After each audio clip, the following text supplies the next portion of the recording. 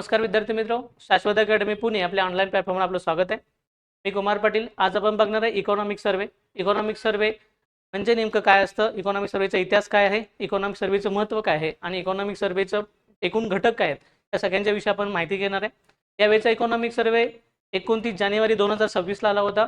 Economic सर्वेमध्ये देशाच्या सद्यस्थिती, देशाच्या अर्थव्यवस्थेची सद्यस्थिती आणि भविष्यात येणारे आव्हाने यांच्याबद्दल काय केलं असतं, आपल्याला मार्गदर्शन केलं गेलेलं असतं. चला तर पाहूया की पहिल्यांदा बघू की आर्थिक पाहणी अहवाल नेमका काय असतो. तर त्यामध्ये आर्थिक पाहणी अहवालामध्ये देशाच्या अर्थव्यवस्थेची सद्यस्थिती काय केली असते, पूर्णपणे विस्तारितरित्या समजावून सांगितलेली असते. आणि याशिवाय देशाच्या अर्थव्यवस्थेला किंवा देशाला येणारे पुढची जी आव्हाने आहेत, त्यासाठी देश कसा तयार आहे, त्यासाठी देश काय तयारी करत आहे, याच्याबद्दलची संपूर्ण माहिती इकॉनॉमिक सर्वेमध्ये दिलेली असते. इकॉनॉमिक सर्वे एक्झॅक्टली बनवतो कोण, तर इकॉनॉमिक सर्वे बनवला जातो आर्थिक व्यवहार विभागामार्फत. म्हणजेच काय, तर मिनिस्ट्री ऑफ फायनान्स, त्याला आपण आर्थिक व्यवहार विभाग म्हणतो किंवा आपण मिनिस्ट्री ऑफ फायनान्स म्हणतो. त्या मिनिस्ट्री ऑफ फायनान्सच्या अंडर काय येतात, एकूण 5 विभागामध्ये ती विभागलेली असते. त्यामध्ये पहिला विभाग असतो तो डिपार्टमेंट ऑफ इकॉनॉमिकल अफेअर्स, त्याला आपण आर्थिक व्यवहार विभाग असं म्हणतो. नंतर डिपार्टमेंट ऑफ रेव्हेन्यू, त्याला आपण महसूल विभाग असं म्हणतो. नंतर डिपार्टमेंट ऑफ एक्सपेंडिचर, त्याला आपण खर्च विभाग असं म्हणतो. नंतर येतं ते डिपार्टमेंट ऑफ फायनान्शियल सर्व्हिस, त्याला आपण आर्थिक विभाग असं म्हणतो, आर्थिक सेवा विभाग. नंतर असतं department of investment and public asset management, याला आपण गुंतवणूक व सार्वजनिक मालमत्ता व्यवस्थापन विभाग असं म्हणतो. त्यामधलं जो आर्थिक व्यवहार विभाग आहे, त्याला आपण डिपार्टमेंट ऑफ इकॉनॉमिकल अफेअर्स म्हणतो. यांच्या मार्फत काय केला जातो, हा इकॉनॉमिक सर्वे बनवला जातो. ह्याचे जे हेड असतात, त्याचे जे प्रमुख असतात, ते असतात मुख्य आर्थिक सल्लागार, त्यांना आपण चीफ इकॉनॉमिकल ॲडवायझर असं म्हणतो. आता सध्याचे जे चीफ इकॉनॉमिकल ॲडवायझर आहेत ते कोण, व्ही अनंत नागेश्वरन आहेत. आणि यांच्याच अध्यक्षतेखाली किंवा यांच्याच प्रमुखत्वाखाली काय झाला होता, यावेळेचा इकॉनॉमिक सर्वे तयार करण्यात आला होता. बघा, इकॉनॉमिक सर्वेचा जर इतिहास बघितलं तर हा इकॉनॉमिक सर्वे बनायला कधीपासून सुरुवात झाली, तर बनायला सुरुवात झाली 1950-51 पासून. हा पहिल्यांदा इकॉनॉमिक सर्वे हे डॉक्युमेंट पहिल्यांदा काय केलं, बनवलं गेलं. सुरुवातीला हा अर्थसंकल्पाचाच एक भाग होता, अर्थसंकल्पासोबतच सादर केला जायचा. मात्र नंतर 1964 नंतर मात्र हा काय केला, तर सेपरेटली स्वतंत्ररित्या किंवा स्वतंत्र दस्तावेज म्हणून सादर करायला काय झाली, सुरुवात झाली 1964 नंतर. जवळजवळ 2010 पर्यंत, जवळजवळ 2010 पर्यंत हा सिंगल व्हॅल्यूमध्येच काय केला जायचा, प्रस्तुत केला जायचा किंवा सिंगल दस्तावेज म्हणूनच काय केला जायचा, प्रस्तुत केला जायचा. नंतर 2010 पासून ते 2022 पर्यंत हा काय केला, तर डबल 2 व्हॅल्यूमध्ये काय केला, प्रस्तुत करायला सुरुवात झाली. नंतर 2022-23 मध्ये व्ही अनंत नागेश्वरन हे काय केलं, तर परत हा एक व्हॅल्यूमध्येच किंवा एकाच भागामध्ये किंवा एकाच खंडामध्ये काय केला, हा प्रस्तुत करायला काय केली, सुरुवात केली. बघा, नंतर पुढं एकूण जो आपला यावर्षीचा आर्थिक पाहणी अहवाल आहे, एकूण 15 भागामध्ये किंवा 15 चॅप्टरमध्ये विभागलेला आपल्याला बघायला मिळतं. ते 15 चॅप्टर एकूण 3 भागामध्ये त्यांनी काय केले, विभाजित केले. त्यामधला पहिला भाग येतो ते म्हणजे अर्थव्यवस्थेची सद्यस्थिती. सध्या अर्थव्यवस्था कोणत्या अवस्थेत आहे किंवा अर्थव्यवस्थेची सध्याची सद्यस्थिती नेमकी काय आहे, याबद्दल पहिल्या चॅप्टरमध्ये बोललं गेलं. चॅप्टर क्रमांक 1 ते 5 काय सांगतात, अर्थव्यवस्थेची सद्यस्थिती आपल्याला काय करतात, प्रस्तुत करतात. त्यामध्ये कुठलं येतं बघा, अर्थव्यवस्थेची सद्यस्थिती. नंतर चॅप्टर दुसरा असतो वित्तीय विकास. नंतर चॅप्टर क्रमांक 3 जो असतो तो असतो चलन व्यवस्था आणि आर्थिक मध्यस्थी. नंतर चॅप्टर क्रमांक 4 जो असतो त्याला आपण बाह्य क्षेत्र, एक्सटर्नल सेक्टर असं म्हटलं जातं. नंतर इन्फ्लेशन हा 5वा चॅप्टर असतो, महागाई ते नियंत्रण कशी केली जाते, त्यासाठी काय काय उपाययोजना आहेत, ते 5व्या चॅप्टरमध्ये असतं. नंतर पुढचे जे चॅप्टर असतात ते विकासाचे इंजन. आपल्या देशामध्ये विकासाचे इंजन म्हणून 3 घटकांना ओळखलं जातं किंवा 3 क्षेत्रांना ओळखलं जातं, कृषी क्षेत्र, उद्योग क्षेत्र आणि सेवा क्षेत्र. या तिन्ही क्षेत्रांचा जो काही समावेश आहे तो पुढच्या घटकामध्ये केला गेलेला आहे. चॅप्टर क्रमांक 6 ते 9 यामध्ये आपल्याला बघायला मिळतं.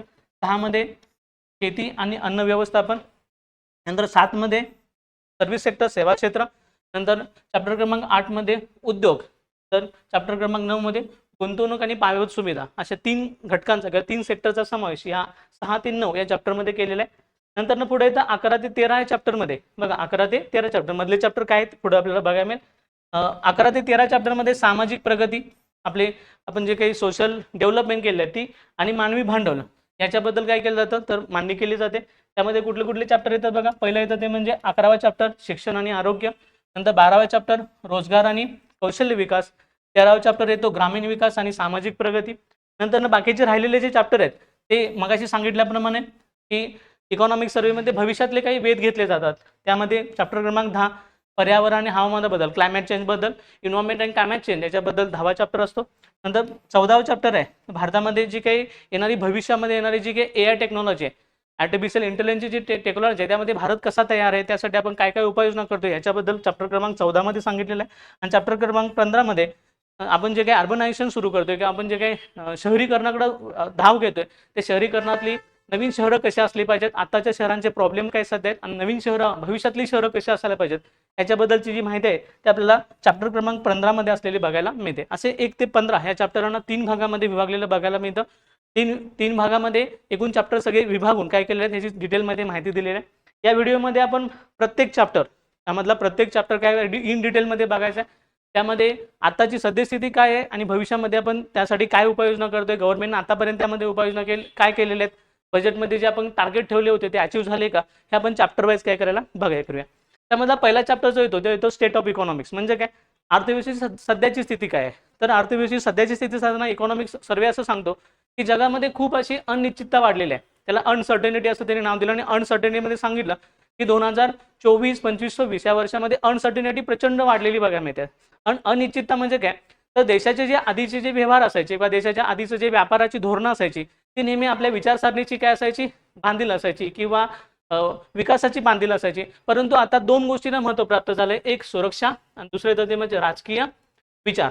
आताची जी ध्येय धोरण आहेत किंवा आताची जगाची जी काही डायमेन्शन आहे, व्यापाराची जी ध्येय धोरण आहेत ती पूर्णपणे विचारांनी प्रेरित असलेली बघायला मिळतात अथवा देशाच्या सुरक्षेच्या दृष्टीने प्रेरित असलेली बघायला मिळतात. आता याची मुख्य महत्त्वाची कारणं काय त्यांनी सांगितलेत, तर पहिलं त्यांनी सांगितले तीव्र होत चाललेले भूराजकीय संघर्ष.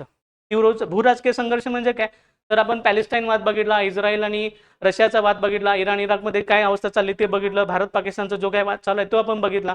भूराजकीय संघर्ष प्रचंड प्रमाणात वाढले गेलेले आहेत आणि याचाच परिणाम आपल्या आंतरराष्ट्रीय व्यापारावर झालेला आहे आणि त्यामुळे अनसर्टनिटी वाढायला ह्याची काय झालेलं आहे, मदत झाली असं इकॉनॉमिक्स सर्वे. नंतर त्यांनी दुसरं सांगितलंय आर्थिक साधनांचा शस्त्रासारखा वापर केला जात आहे.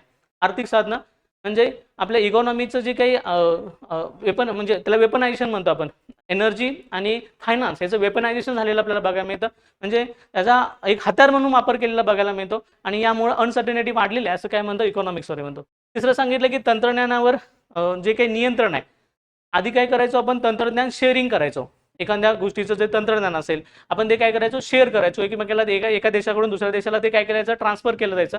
पण आता तसं बघायला मिळत नाही. आता आपण बघतो की प्रत्येक जण त्या तंत्रज्ञानाचा काय करायला गुप्तपणा वाढवत चाललेला आहे आणि तंत्रज्ञान शेअर करण्याचं झालंय आणि यामुळे काय होत चाललंय, तर राजकीय स्पर्धा यासोबत व्यापारिक स्पर्धा देखील खूप मोठ्या प्रमाणात वाढलेल्या आहेत आणि त्यामुळं मोठ्या प्रमाणात काय वाढलेलं आहे, तर अस्थिरता वाढलेली बघायला मिळते आंतरराष्ट्रीय व्यापारामध्ये.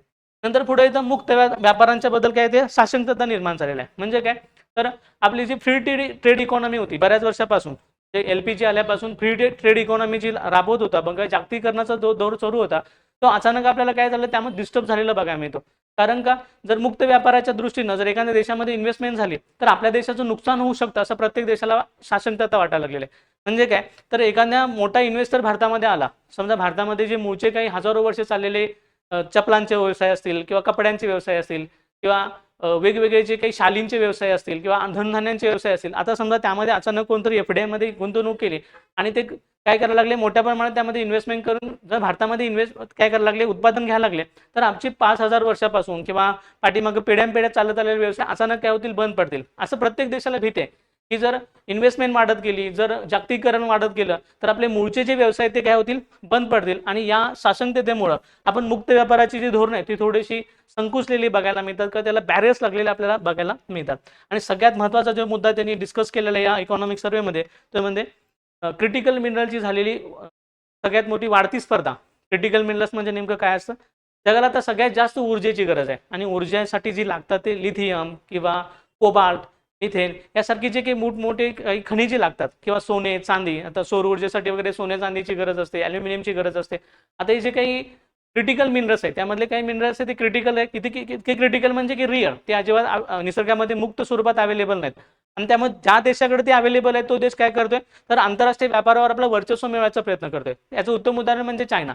चायनाकडे क्रिटिकल मिनरल्स पैकी जवळ 80% मिनरल चायनाकडे बघायला मिळतात. त्यामुळे चायना पूर्ण आंतरराष्ट्रीय मार्केटवर आपला धोस काय करतोय किंवा आपला मोनोपॉली निर्माण करायचा प्रयत्न करतोय आणि या सगळ्यांचा परिणाम असा झालाय की आंतरराष्ट्रीय व्यापार किंवा आंतरराष्ट्रीय बाजारपेठ या सगळ्यांच्यामुळे अनसर्टनिटीकडे गेलेलं आहे किंवा अनिश्चिततेकडे गेलेलं आहे आणि याचा परिणाम असा झालाय की जग पूर्ण एका टॅरिफ वॉर बरोबर किंवा एक जागतिक स्पर्धेबरोबर झुंजताना आपल्याला बघायला मिळते.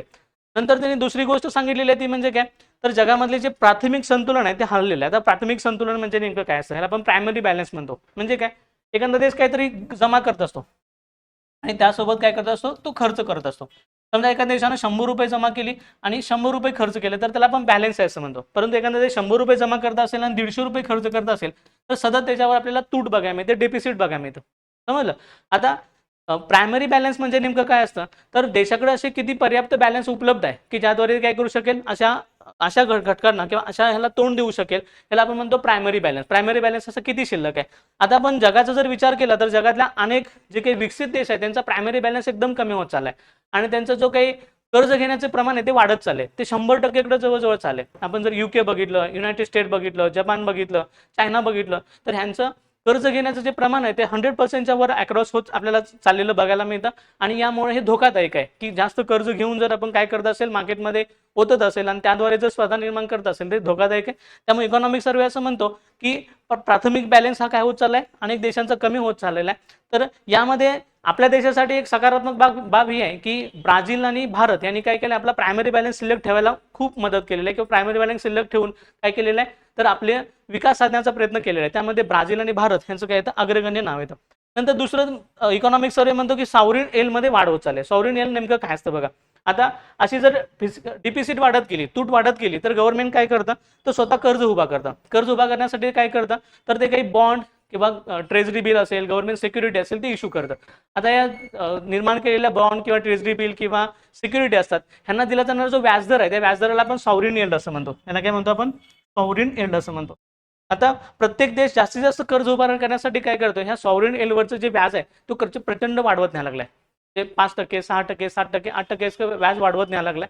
आणि याचा परिणाम असा झालेला आहे की जर समजा सरकारला जर व्याज वाढवावं लागत असेल तर सरकार ग्राहकांना पण तेवढं काय करणार आहे, व्याज घेणार आहे, का ग्राहकाकडून देखील तेवढं व्याज वसूल करणार आहे. आणि यामुळे प्रचंड इन्फ्लेशन वाढू शकतं असं इकॉनॉमिक सर्वे म्हणतो. त्यामुळे सॉव्हरीन यील्ड वाढणं हा देखील एक धोकादायक भाग आहे. भारतानं मात्र यावर नियंत्रण मिळवलेलं आपल्याला बघायला मिळतं. भारत असं जास्त ट्रेजरी बिल किंवा गव्हर्नमेंट सिक्युरिटी इश्यू करताना दिसत नाहीये. आणि या सगळ्यांचा परिणाम काय झालाय, भारत या सगळ्यांशी लढताना किंवा भारत या सगळ्यांच्या मध्ये स्थिरता प्राप्त करताना भारताचा जो मात्र विकास दर आहे तो एकदम मजबूत आणि स्थिर आपल्याला बघायला मिळतो. 2025चा आपला भारताचा विकास दर सांगितलेला आहे तो किती आहे, 7.4 इतका सांगितलेला आहे. तर येणाऱ्या भविष्य काळामध्ये किंवा 2026-27 मध्ये, फायनान्शियल इयर 2026-27 मध्ये आपला विकासाचा जो दर राहणार आहे तो 6.8 ते 7.2% इतकी राहण्याची शक्यता काय करतं इकॉनॉमिक सर्वे सांगतो. जर ॲब्सोल्यूट फिगरमध्ये बघितलं तर आपला जो नॉमिनल GDP असणार आहे तो 357.1 लाख कोटी इतक्या जवळजवळ गेलेला आपल्याला बघायला मिळणार आहे. $3 ट्रिलियन पेक्षा जास्त आपल्याला गेलेला बघायला मिळणार आहे. त्यामुळे जगामध्ये इतकी अनसर्टनिटी असताना, जगामध्ये इतके वाईट वाईट गोष्टी घडत असताना देखील भारतानं आपला विकासाचा जो रेट आहे किंवा विकासाचा जो दर आहे, विकासाची जी गती आहे ती मात्र म्हणजे मंद न होऊ देता ती स्थिर ठेवलेली आहे किंवा तो अग्रेसिव्हली जात आहे. त्यामुळे भारत इमर्जिंग इकॉनॉमीमध्ये जगामध्ये अव्वल स्थानी गेलेला बघायला मिळतो. GDP नुसार मग 4थ्या स्थानावर असेल, PPP नुसार मग 3ऱ्या स्थानावर असेल, भारत आपल्याला गेलेला बघायला मिळतो. असा इकॉनॉमिक सर्वेचा पहिला चॅप्टर आपल्याला दिसतो. नंतर पुढचं येतं ते म्हणजे काय, तर GDPचा जो ग्रोथ रेट आहे, आता हा GDPचा जो ग्रोथ रेट आहे त्याचं असण्याचं कारण किंवा भारताचा एवढा GDP वाढण्याचं कारण किंवा भारताचा एवढा विकास होण्याचं कारण इकॉनॉमिक सर्वे 2 गोष्टींना देतो. एक म्हणजे खाजगी उपभोग, त्याला प्रायव्हेट कन्झम्पशन असं म्हणतात, आणि दुसरं येतं ते म्हणजे काय, गुंतवणूक, इन्व्हेस्टमेंट. आता आपण एखादा GDP मोजतो कसं, तर GDP मोजण्याची काही व्याख्या असते बघा. GDP इज इक्वल टू बघा C+I प्लस बघा C+I प्लस गव्हर्नमेंट एक्सपेंडिचर म्हणतो आपण त्याला, प्लस NX. म्हणजे काय, तर private consumption, investment, government expenditure आणि नेट एक्सपोर्ट इम्पोर्ट. आता यालाच आपण काय म्हणतो, तर देशाचा GDP असं म्हणतो. मग भारताचा GDP वाढण्याची मुख्य 2 कारणं इकॉनॉमिक सर्वे कुणाला सांगतो, तर एक प्रायव्हेट कन्झम्पशन. भारतामध्ये सातत्यानं बघितलं तर 2016 पासून ते 2026 पर्यंत आपलं जे प्रायव्हेट कन्झम्पशन आहे ते सलग वाढलेलं बघायला मिळतं. ते जो 59% इतकं होतं GDPच्या, ते किती झालेलं आहे, जो 61.4% इतकं झालेलं बघायला मिळतं. म्हणजे काय, GDPच्या जो 61.5 किंवा 61.4% आपलं प्रायव्हेट कन्झम्पशन म्हणजे काय, खाजगी उपभोग काय झालं, मोठ्या प्रमाणात वाढलेला आहे. त्यामुळे GDPची ग्रोथ झालेली आहे असं इकॉनॉमिक सर्वे म्हणतो. आणि त्यांनी दुसरं कारण सांगितले ते म्हणजे इन्व्हेस्टमेंट किंवा गुंतवणूक.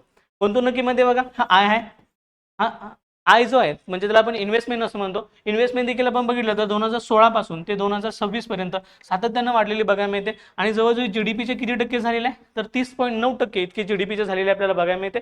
या 2 कारणामुळे भारताचा GDP किंवा भारताचा जो काही प्रगती आहे, भारताचा जो काही ग्रोथ रेट आहे तो वाढलेला आपल्याला बघायला मिळतो, असं इकॉनॉमिक सर्वे म्हणतो.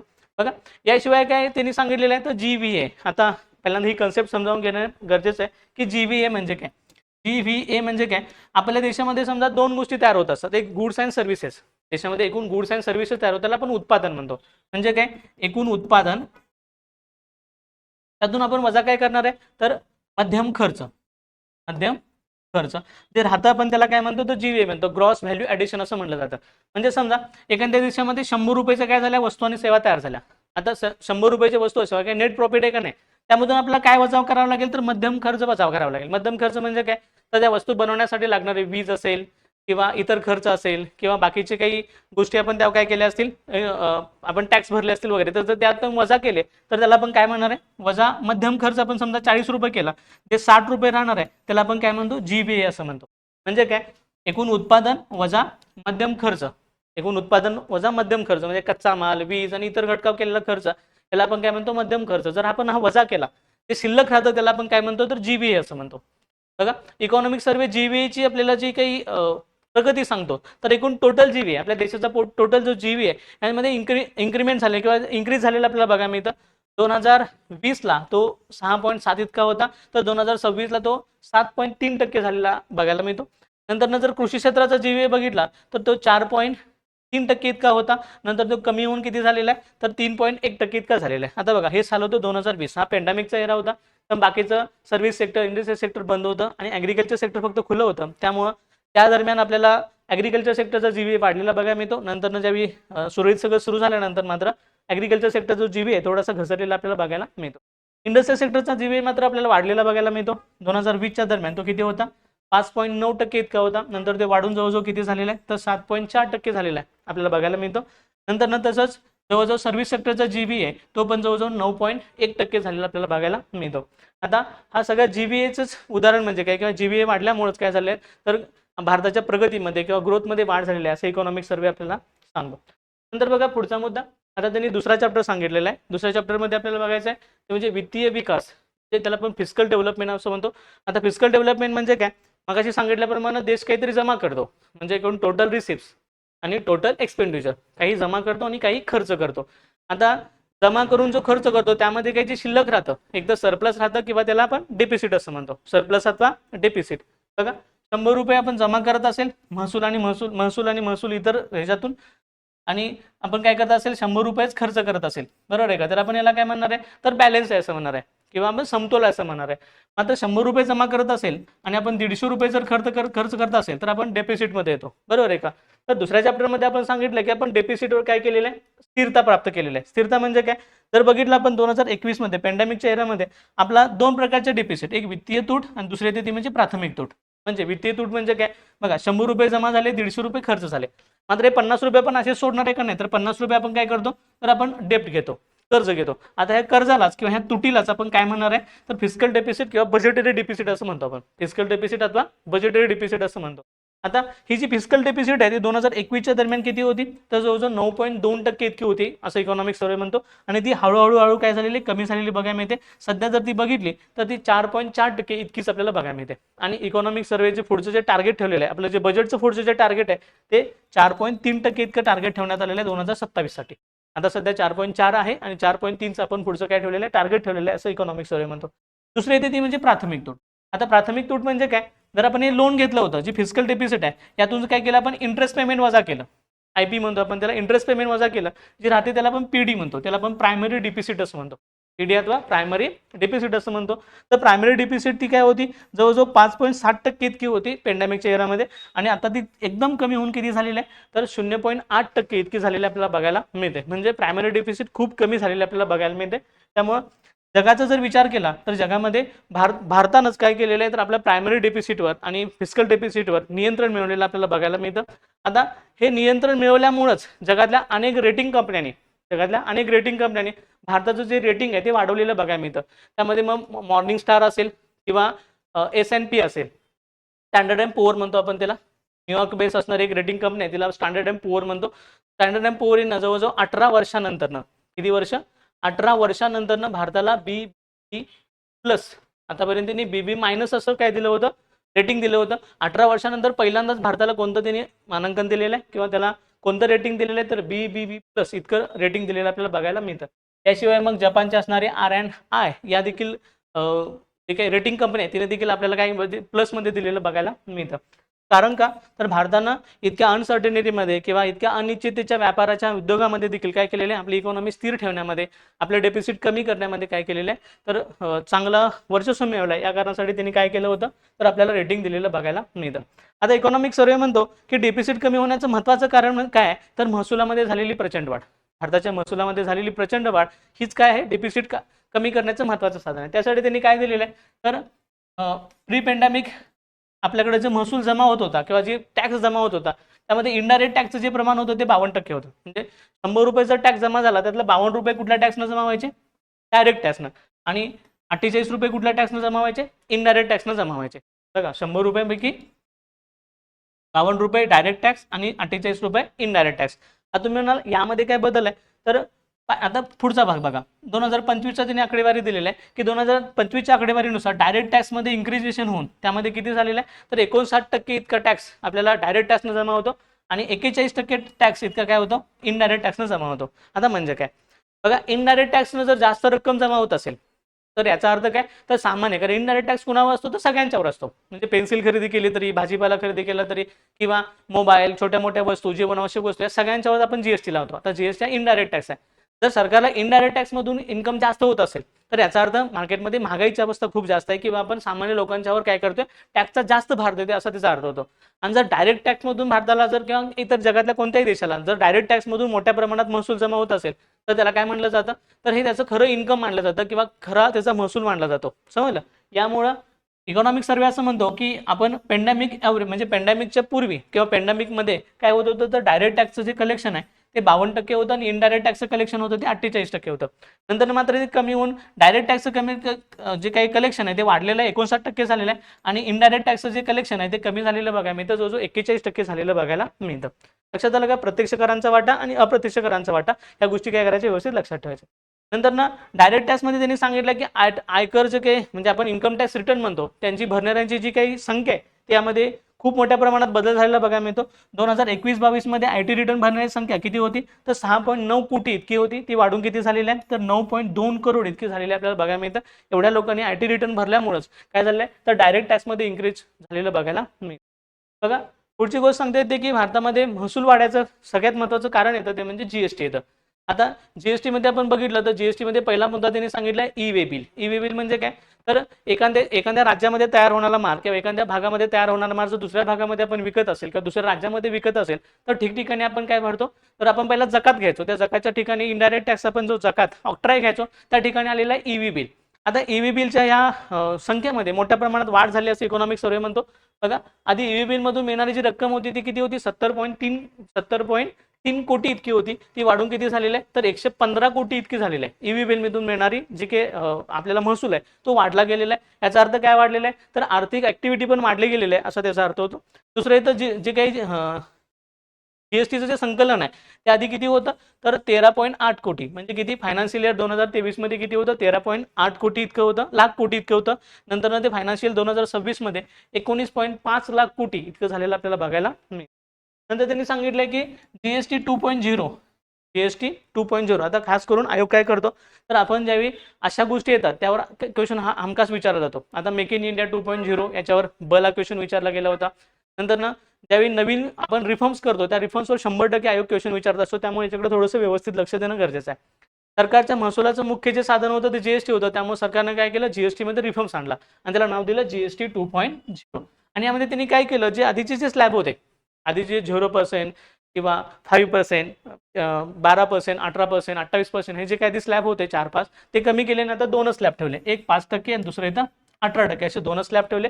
आणि जर तुम्ही लक्झरियस गुड घेत असाल, लक्झरियस वस्तू खरेदी करत असाल, महागड्या गाड्या वगैरे लक्झरियस गाड्या खरेदी करत असाल त्यावर किती टक्के, 40% ठेवलेलं बघायला मिळतं.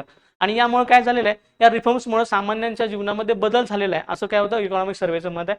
ते म्हणतात की जर आपण 2.0 या जो काही आपण जीएसटी 2.0 हा प्रोग्राम सुरू केलाय त्यामुळे काय काय बदल होऊ शकतो, तर पहिलं तर उपभोगामध्ये वाढ होऊ शकते. ते काय प्रायव्हेट कन्झम्पशन आहे किंवा कन्झम्पशन आहे ते लोकांचं वाढू शकतं, कारण सर्वसामान्य व्यक्तीच्या वस्तू वापरते त्यांच्यावरचा जीएसटी कमी झाल्यामुळे त्या स्वस्त होतील असं इकॉनॉमिक सर्वे म्हणतो. त्यामुळे उपभोग खर्चात वाढ होईल आणि त्यामुळे मागणी वाढेल असं त्यांचं मत आहे. पुढचे तर त्यामुळे काय वाढेल तर उत्पादन आणि व्यापार वाढेल. जर मागणी वाढली, rule of demand and supply यानुसार जर काय डिमांड वाढली तर आपोआप काय वाढणार आहे, सप्लाय वाढणार आहे आणि त्यामुळे उत्पादन आणि व्यापार मोठ्या प्रमाणात वाढेल असं सकारात्मक बदल होईल. आणि पुढचे तर ते म्हणतात संरचनात्मक बदल होतील की यामुळे इंडस्ट्रियलायझेशन होईल, मागणी वाढल्यामुळे मोठमोठ्या इंडस्ट्री उभ्या राहतील आणि त्यातून मग स्ट्रक्चरल चेंजेस होतील देशामध्ये असं इकॉनॉमिक सर्वे म्हणतो. कशामुळे तर जीएसटीचा नवीन आपण काय आणल्यामुळे, सुधारणा आणल्यामुळे, जीएसटी रिफॉर्म्समुळे. नंतर पुढे सांगितले की भारतामध्ये सगळ्यात जास्त स्ट्रक्चरल चेंजेस होण्याचं कारण, भारतामध्ये सगळ्यात जास्त उद्योगधंदे उभा राहण्याचं कारण किंवा एवढं आपण सगळं जे काही डेफिसिट भरून आणल्याचं सगळ्याचं कारण त्यांनी सांगितलंय ते म्हणजे कॅपेक्स. कॅपेक्स म्हणजे आपण त्याला म्हणतो कॅपिटल एक्सपेंडिचर. कॅपिटल एक्सपेंडिचरला शॉर्ट फॉर्म मध्ये म्हणतात कॅपेक्स. कॅपेक्स म्हणजे काय तर गव्हर्नमेंटनं भांडवली गोष्टीवर केलेला खर्च आहे, आपण त्याला कॅपेक्स असं म्हणतो. भांडवली वस्तू म्हणजे काय तर रस्ते, फ्लायओव्हर, धरणे यासारख्या गोष्टीवर खर्च केला जातो, त्यालाच आपण म्हणतो कॅपेक्स. सरकारनं आपला जो कॅपेक्स आहे तो काही मागच्या वर्षात म्हणजे मागच्या काही कालावधीमध्ये प्रचंड वाढलेला बघायला मिळतो. बघा फायनान्शियल इयर 2020 मध्ये हा किती होता तर 3.4 जीडीपीच्या किती टक्के होता 3.4% इतका होता.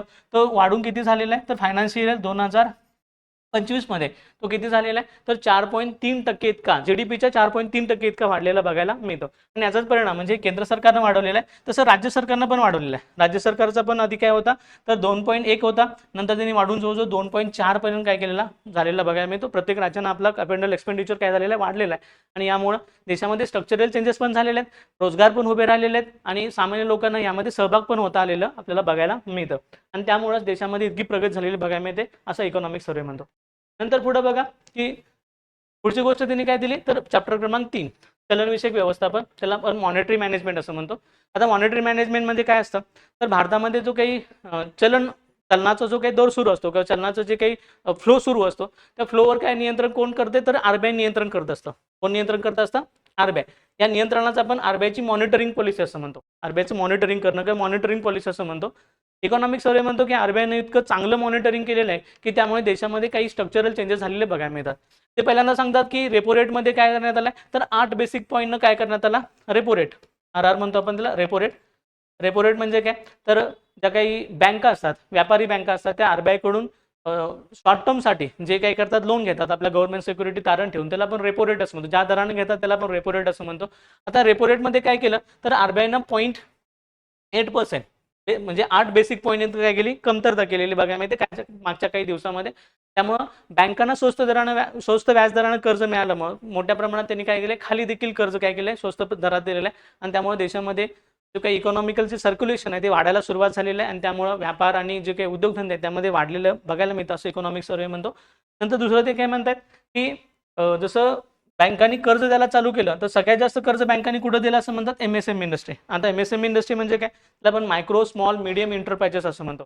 मायक्रो स्मॉल मीडियम एंटरप्राइजेस म्हणजे कुटीर उद्योग, लघु उद्योग, सूक्ष्म उद्योग या सगळ्यांचा काय होतो समावेश होतो आणि या उद्योगांसाठी व्यापारी बँकांनी मोठ्या प्रमाणात कर्ज दिले गेलेले आहेत असं कोण म्हणतं तर इकॉनॉमिक सर्वे म्हणतो. 2020च्या दरम्यान हे प्रमाण खूप कमी होतं.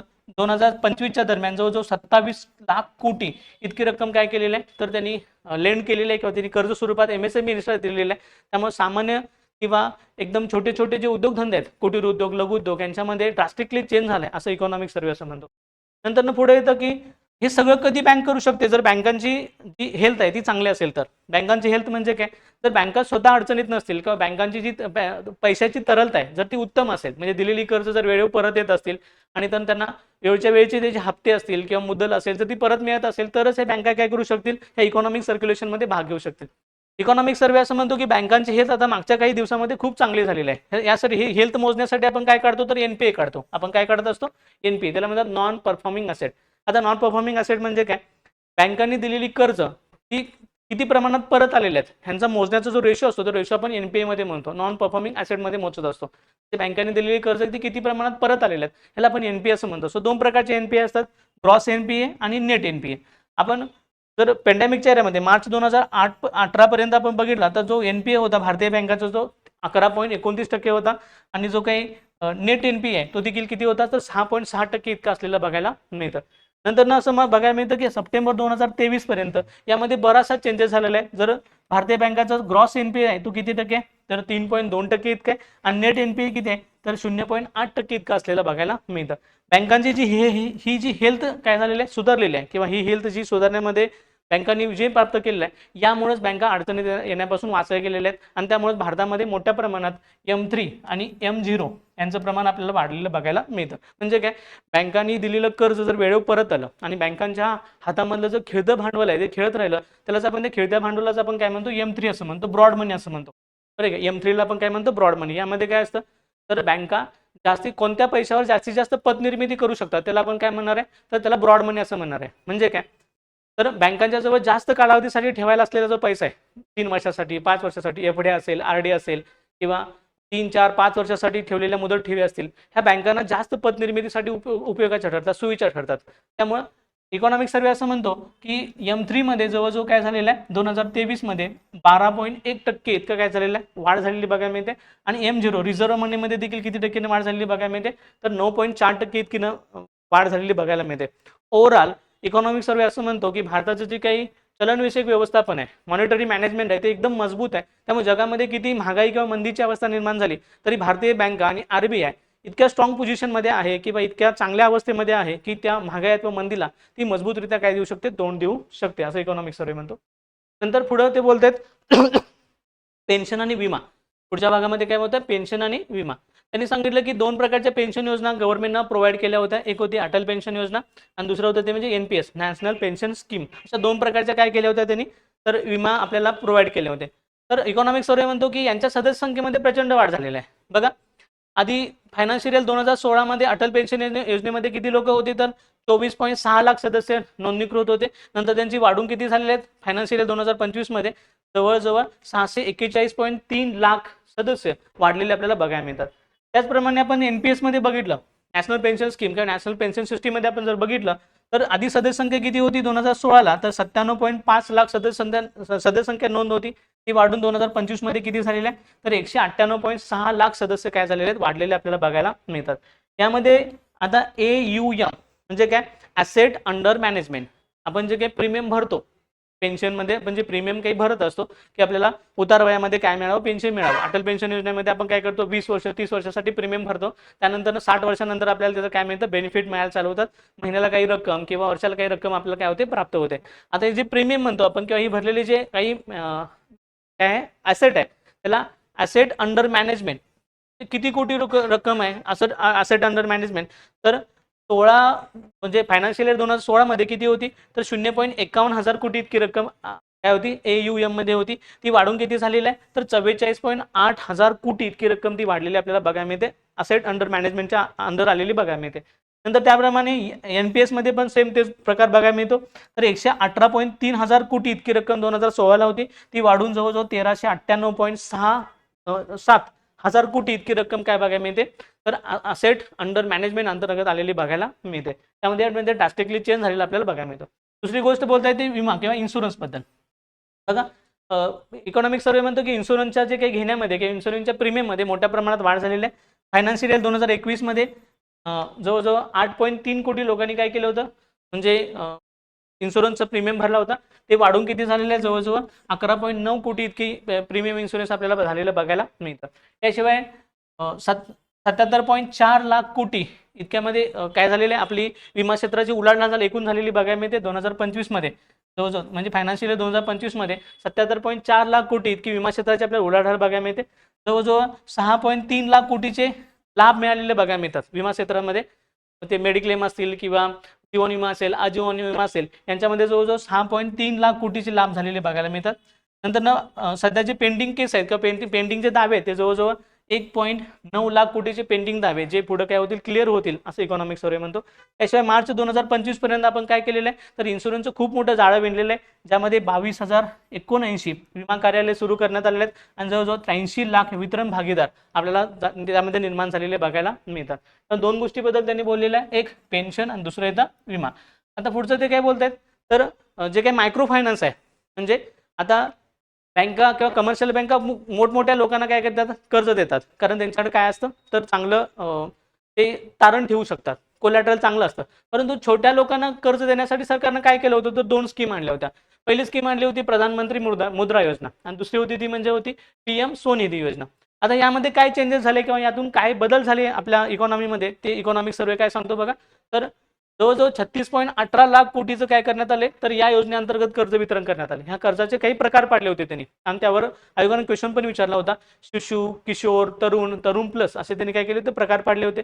शिशुमध्ये 50,000पर्यंत, नंतर किशोरमध्ये 50,000 ते 5 लाखापर्यंत, 5 लाख ते 10 लाखापर्यंत तरुण आणि 10 लाख ते 20 लाखापर्यंत तरुण प्लस असं त्यांनी काय केले होते, काही बॅरिकेड म्हणजे त्यांनी काही प्रकार पाडले होते. त्याद्वारे असं ते म्हणतात की 36.18 लाख कोटीचे कर्ज आतापर्यंत काय करण्यात आलेले आहे, वितरण करण्यात आलेले आहे. आणि ह्यामध्ये सगळ्यात जास्त जे कर्ज आहे ते कुणाला देण्यात आले आहे, महिला उद्योजकांना दिलेलं बघायला मिळतं.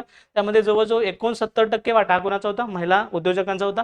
याशिवाय एससी एसटी ओबीसी यांना काय मिळालेलं आहे, तर 15.6 लाख कोटीचं कर्ज काय केलेलं आहे, ट्रायबल घटकांसाठी किंवा अनुसूचित जाती जमाती आणि ओबीसी यांच्यासाठी वाटीला आपल्याला बघायला मिळतं. हे झालं कशाचं, तर प्रधानमंत्री मुद्रा लोन योजनेचं. नंतर पुढं पीएम स्वनिधी योजना आपण सुरू केली होती कधी, तर 2020 मध्ये ही सुरू करण्यात आली होती. 2015ला सुरू झाली होती, 2020ला. 2020ला ज्यावेळी पॅन्डेमिकचा इरो सुरू होता, ते सगळ्यात जास्त इफेक्टेड क्षेत्र कोणतं होतं, ते म्हणजे स्ट्रीट व्हेंडर. स्ट्रीट व्हेंडर म्हणजे काय, ते गाडीवाले, हातगाडीवाले वगैरे जे असतात रस्त्यावर भाजीपाला वगैरे विकत बसले असतात, हे यांना काय होतं, सगळ्यात जास्त फटका बसला होता.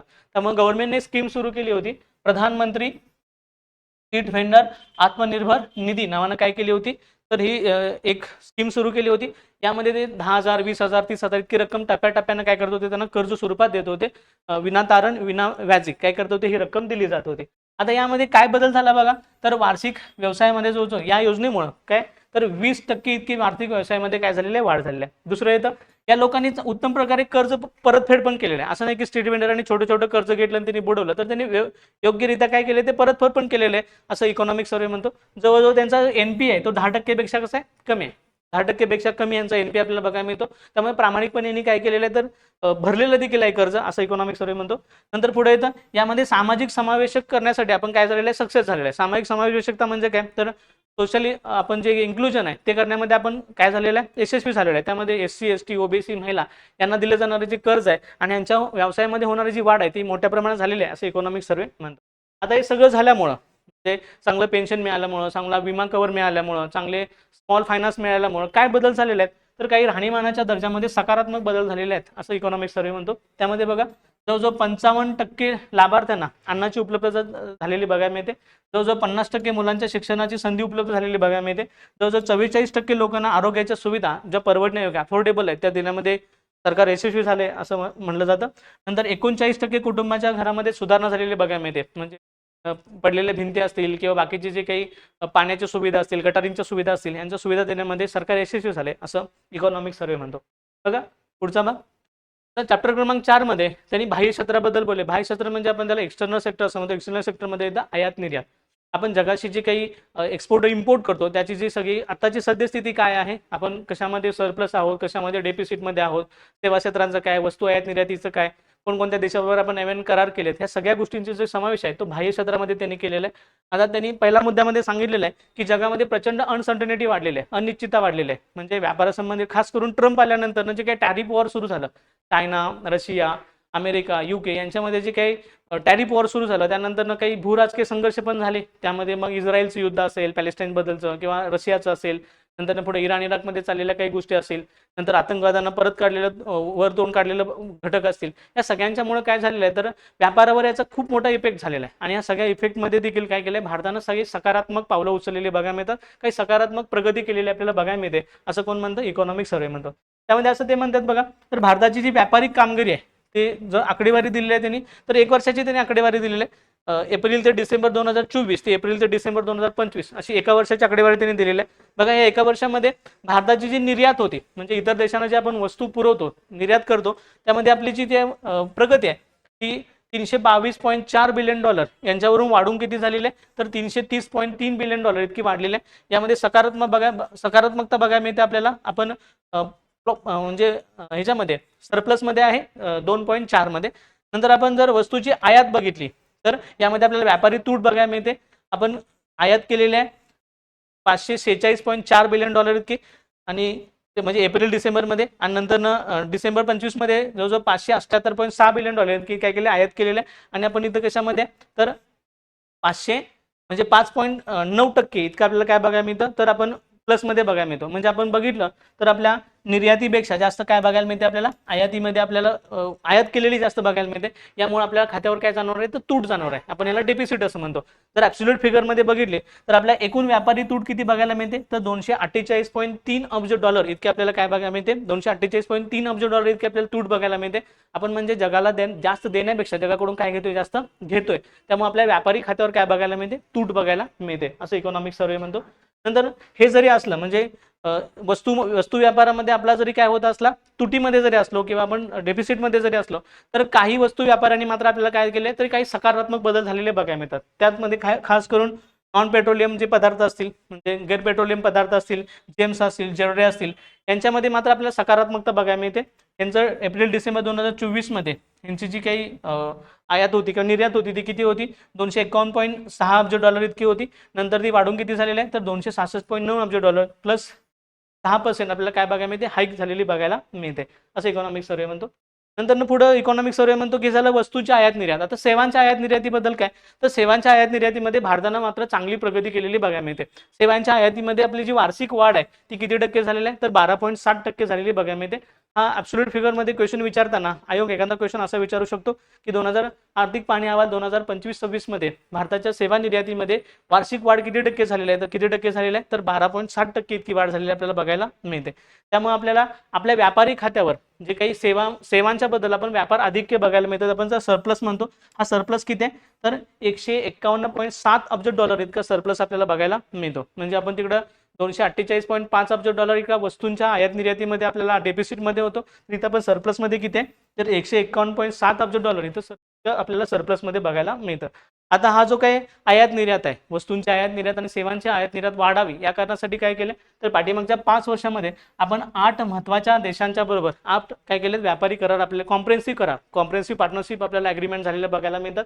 त्यामध्ये कुठले कुठले देश येतात बघा, UAE असेल, मॉरिशियस असेल, ऑस्ट्रेलिया असेल, यासारख्या देशावर आपण काय केलेले तर सेपाचे करार केलेत, म्हणजे कॉम्प्रेन्सिव्ह इकॉनॉमिकल पार्टनरशिप ॲग्रीमेंट असं त्याला म्हणलं जातं. आपण अनेक जवळजवळ 8 देशांच्या बरोबर आपण काय केलेत असे करार केलेत. आणि काही करार आपले पेंडिंग आहेत ज्याच्याबरोबर आता वाटाघाटी सुरू आहेत किंवा बोलणी सुरू आहेत.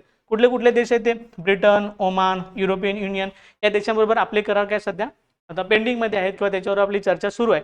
आणि भविष्यामध्ये जर करार झाले तर अजून आपले वस्तू व्यापार आणि सेवा व्यापार यांच्यामध्ये काय बदल झालेला बघायला मिळेल किंवा सकारात्मकता आलेली बघायला मिळेल. आता बघा एक्सटर्नल याच्यामध्ये पुढची गोष्ट जी सांगितलेली आहे ती कॅड करंट अकाउंट डेफिसिट. म्हणजे काय आपण काय बघितलं होतं की त्याला BOP म्हणतो आपण, balance of payment. Balance of पेमेंटचे काय असतात 2 अकाउंट असतात. बॅलन्स ऑफ पेमेंटचे अकाउंट किती 2, एक असतं करंट अकाउंट, दुसरं असतं कॅपिटल अकाउंट. बघा करंट अकाउंटमध्ये काय येतात तर गुड्स येतात. आपण काय करतो यांचा गुडचा ते करंट अकाउंटमध्ये येतं व्हिजिबल आणि इनव्हिजिबल. बघा व्हिजिबलमध्ये येतात गुड्स आणि इनव्हिजिबलमध्ये येतात goods, service, income and transfer. आपण काय बघितलं गुडचा एक्सपोर्ट इम्पोर्ट आणि सर्व्हिसचा एक्सपोर्ट इम्पोर्ट, आपण याला करंट अकाउंट म्हणतो. याला काय म्हणतो आपण करंट अकाउंट. म्हणजे गुडचा एक्सपोर्ट इम्पोर्ट आणि सर्व्हिसचा एक्सपोर्ट इम्पोर्ट कोणत्या अकाउंटवर होतो तर चालू खात्यावर होतो, बरोबर आहे का. मग यामध्ये आपण असं बघायला मिळालं की वस्तूंच्या आयात निर्यातीमध्ये आपण $248 अब्ज समथिंग $248 अब्ज इतके आपल्याला काय बघायला मिळते तूट बघायला मिळते. तर आपण 151 आपण ह्याच्यामध्ये बघितलं तर $151.7 अब्ज आपल्याला सेवांच्या मध्ये काय बघायला मिळतं सरप्लस बघायला मिळतं. मग आपण या दोन्हींचं जर एकत्रित केलं तर आपल्याला करंट अकाउंट डेफिसिट म्हणतो आपण, चालू खात्यावरली तूट म्हणतो आपण, की आपल्या GDPच्या जवळजवळ किती टक्के बघायला मिळते आज पण तर 0.8% इतकी चालू खात्यावरली तूट आज पण आपल्याला बघायला मिळते. याला आपण करंट अकाउंट डेफिसिट असं म्हणतो. ही पहिल्या क्वार्टरमध्ये किती होती तर 1.3% इतकी होती, GDPच्या 1.3% होती, ती कमी करून आपण आता GDPच्या किती आलेले आहे तर 0.8% इतके आलेले आहे असं इकॉनॉमिक सर्वे म्हणतो. आता याचं सगळ्यात महत्त्वाचं कारण म्हणजे हे जे वरचं जे डेफिसिट आहे ते भरून काढण्यासाठी 2 गोष्टी कारणीभूत ठरल्या असं इकॉनॉमिक सर्वे म्हणतो. एक येतं सेवा निर्यात, आपण जरी वस्तू निर्यातीमध्ये डेफिसिटमध्ये असलो तरी आपण सर्व्हिस एक्सपोर्ट इम्पोर्टमध्ये सरप्लसमध्ये आहोत, पहिलं कारण. आणि दुसरं कारण येतं तर रेमिटन्स येतं. दुसरं कारण काय येतं रेमिटन्स म्हणजे काय आपल्या देशातले काही जे भाऊ बांधव कुठं आहेत इतर देशामध्ये कामाला आहेत, ते काय करतात आपल्या आई वडिलांना किंवा भाऊ बहिणीला काय पाठवतात पैसे पाठवतात, त्याला आपण रेमिटन्स असं म्हणतो. आणि रेमिटन्स प्राप्त करण्यामध्ये भारत हा जगामधला अव्वल देश मानला जातो. आता रेमिटन्स आणि सेवा ह्यांना जर एकत्रित केलं तर आपण काय करतो तर आपली जी काही वस्तू आयात निर्यातीमधली जी तूट आहे ते भरून काढतो आणि फक्त किती तूट शिल्लक राहिलेली असं इकॉनॉमिक सर्वे म्हणतो तर 0.8% इतकी तूट सध्या शिल्लक राहिलेली आहे असं इकॉनॉमिक सर्वे म्हणतो. आता यामध्येच भारतामध्ये ग्रीनफील्ड डिजिटल गुंतवणूक वाढलेली आहे असं इकॉनॉमिक सर्वे म्हणतो बघा. आता पहिल्यांदा डिजिटल गुंतवणूक म्हणजे काय, तर डिजिटल सेवा, डेटा सेंटर आणि IT इन्फ्रास्ट्रक्चर यामध्ये झालेल्या गुंतवणुकीला आपण काय म्हणतो, तर डिजिटल इन्व्हेस्टमेंट असं म्हणतो. तर इकॉनॉमिक सर्वे असं म्हणतो की 2020 पासून ते 2024 पर्यंत भारतामध्ये डिजिटल इन्व्हेस्टमेंट आहे ती जवळजवळ किती अब्ज रुपयानं वाढलेलं आहे, तर 114 अब्ज डॉलर इतके विक्रमी वाढ झालेली आपल्याला बघायला मिळते. आणि यामध्ये भारत अव्वल स्थानावर असलेला बघायला मिळतो. बघा सर्वात जास्त भारतामध्ये गुंतवणूक झालेली आहे 114 अब्ज डॉलर. नंतर 2 नंबरला येतं मलेशिया 60 अब्ज डॉलर आणि नंतर कोण येतं, ब्राझील जवळजवळ 7-8 नंबरला इथे बघायला मिळतं आपल्याला, जवळजवळ तिथं 23 अब्ज डॉलर इतकी काय झालेलं आहे, तर डिजिटल इन्व्हेस्टमेंट झालेली बघायला मिळते. आणि ही सकारात्मक बाब आहे. आपला जो काही BOP बॅलन्स ऑफ पेमेंटचा जो काही बॅलन्स स्थिर करण्यासाठी ही जी काही इन्व्हेस्टमेंट आहे ती आपल्याला खूप महत्त्वाची झालेली बघायला मिळते. नंतर पुढे बघता येते की थेट परकीय गुंतवणूक किंवा त्याला आपण FDI म्हणतो. भारतामध्ये FDI लगतच्या काही वर्षामध्ये वाढतेला बघायला मिळतो. भारतामध्ये जो FDI आहे तो 64.6 अब्ज डॉलर इतक्या मोठ्या प्रमाणात वाढलेला बघायला मिळतं. आता यांचं वाढण्याचं सगळ्यात महत्त्वाचं कारण त्यांनी 4 कारणं सांगितली होती. एक, भारताचा असणारा मजबूत विकास दर. जग पूर्ण इकॉनॉमीशी झुंजत असताना आपला जो काही 7.4% असेल, 7.2% असेल, हा जो आपला मजबूत विकास दर आहे यामुळे आपल्याकडे इन्व्हेस्टमेंट जास्तीत जास्त आकर्षित झालेली बघायला मिळते असं इकॉनॉमिक सर्वे म्हणतो. दुसरं येतं मायक्रो स्थिरता, म्हणजे काय, आपली जी काही मॉनिटरिंग मॅनेजमेंट आहे, आपल्या बँका किंवा सेंट्रल बँकांचं जे मॉनिटरिंग मॅनेजमेंट आहे यांच्यामुळे आपल्याकडे जे काही व्याजदरामध्ये स्थिरता आलेली आहे, मायक्रो लेवलला जी स्थिरता आलेली आहे यामुळे देखील इन्व्हेस्टमेंट वाढलेली बघायला मिळते. दुसरं येतं ते म्हणजे मोठी बाजारपेठ.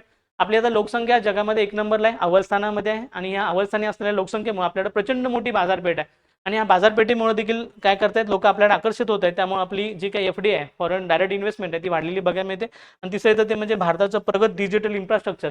भारतामध्ये आता जे डिजिटल इन्फ्रास्ट्रक्चर उभा राहते, आपण आता 4G कडून 5G कडे काय झालेलं आहे, तर आपण गेलेलं आहे.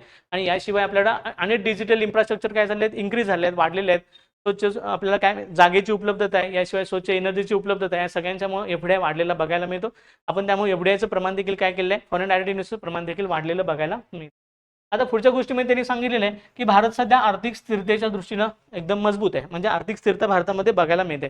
आता यासाठी त्यांनी काही काय दिलेले आहेत, काही आकडेवारी दिलेले आहे, काही स्टॅटिस्टिक दिलेले आहे की भारत किती मजबूत आहे. तर बघा, भारताचा परकीय चलनाचा साठा जो आधी किती होता, 2015 मध्ये 341.6 अब्ज डॉलर इतका होता. डायरेक्ट त्यांनी 2015ला कम्पेअर केले. 2015 मध्ये तो 341.6 अब्ज डॉलर इतका होता.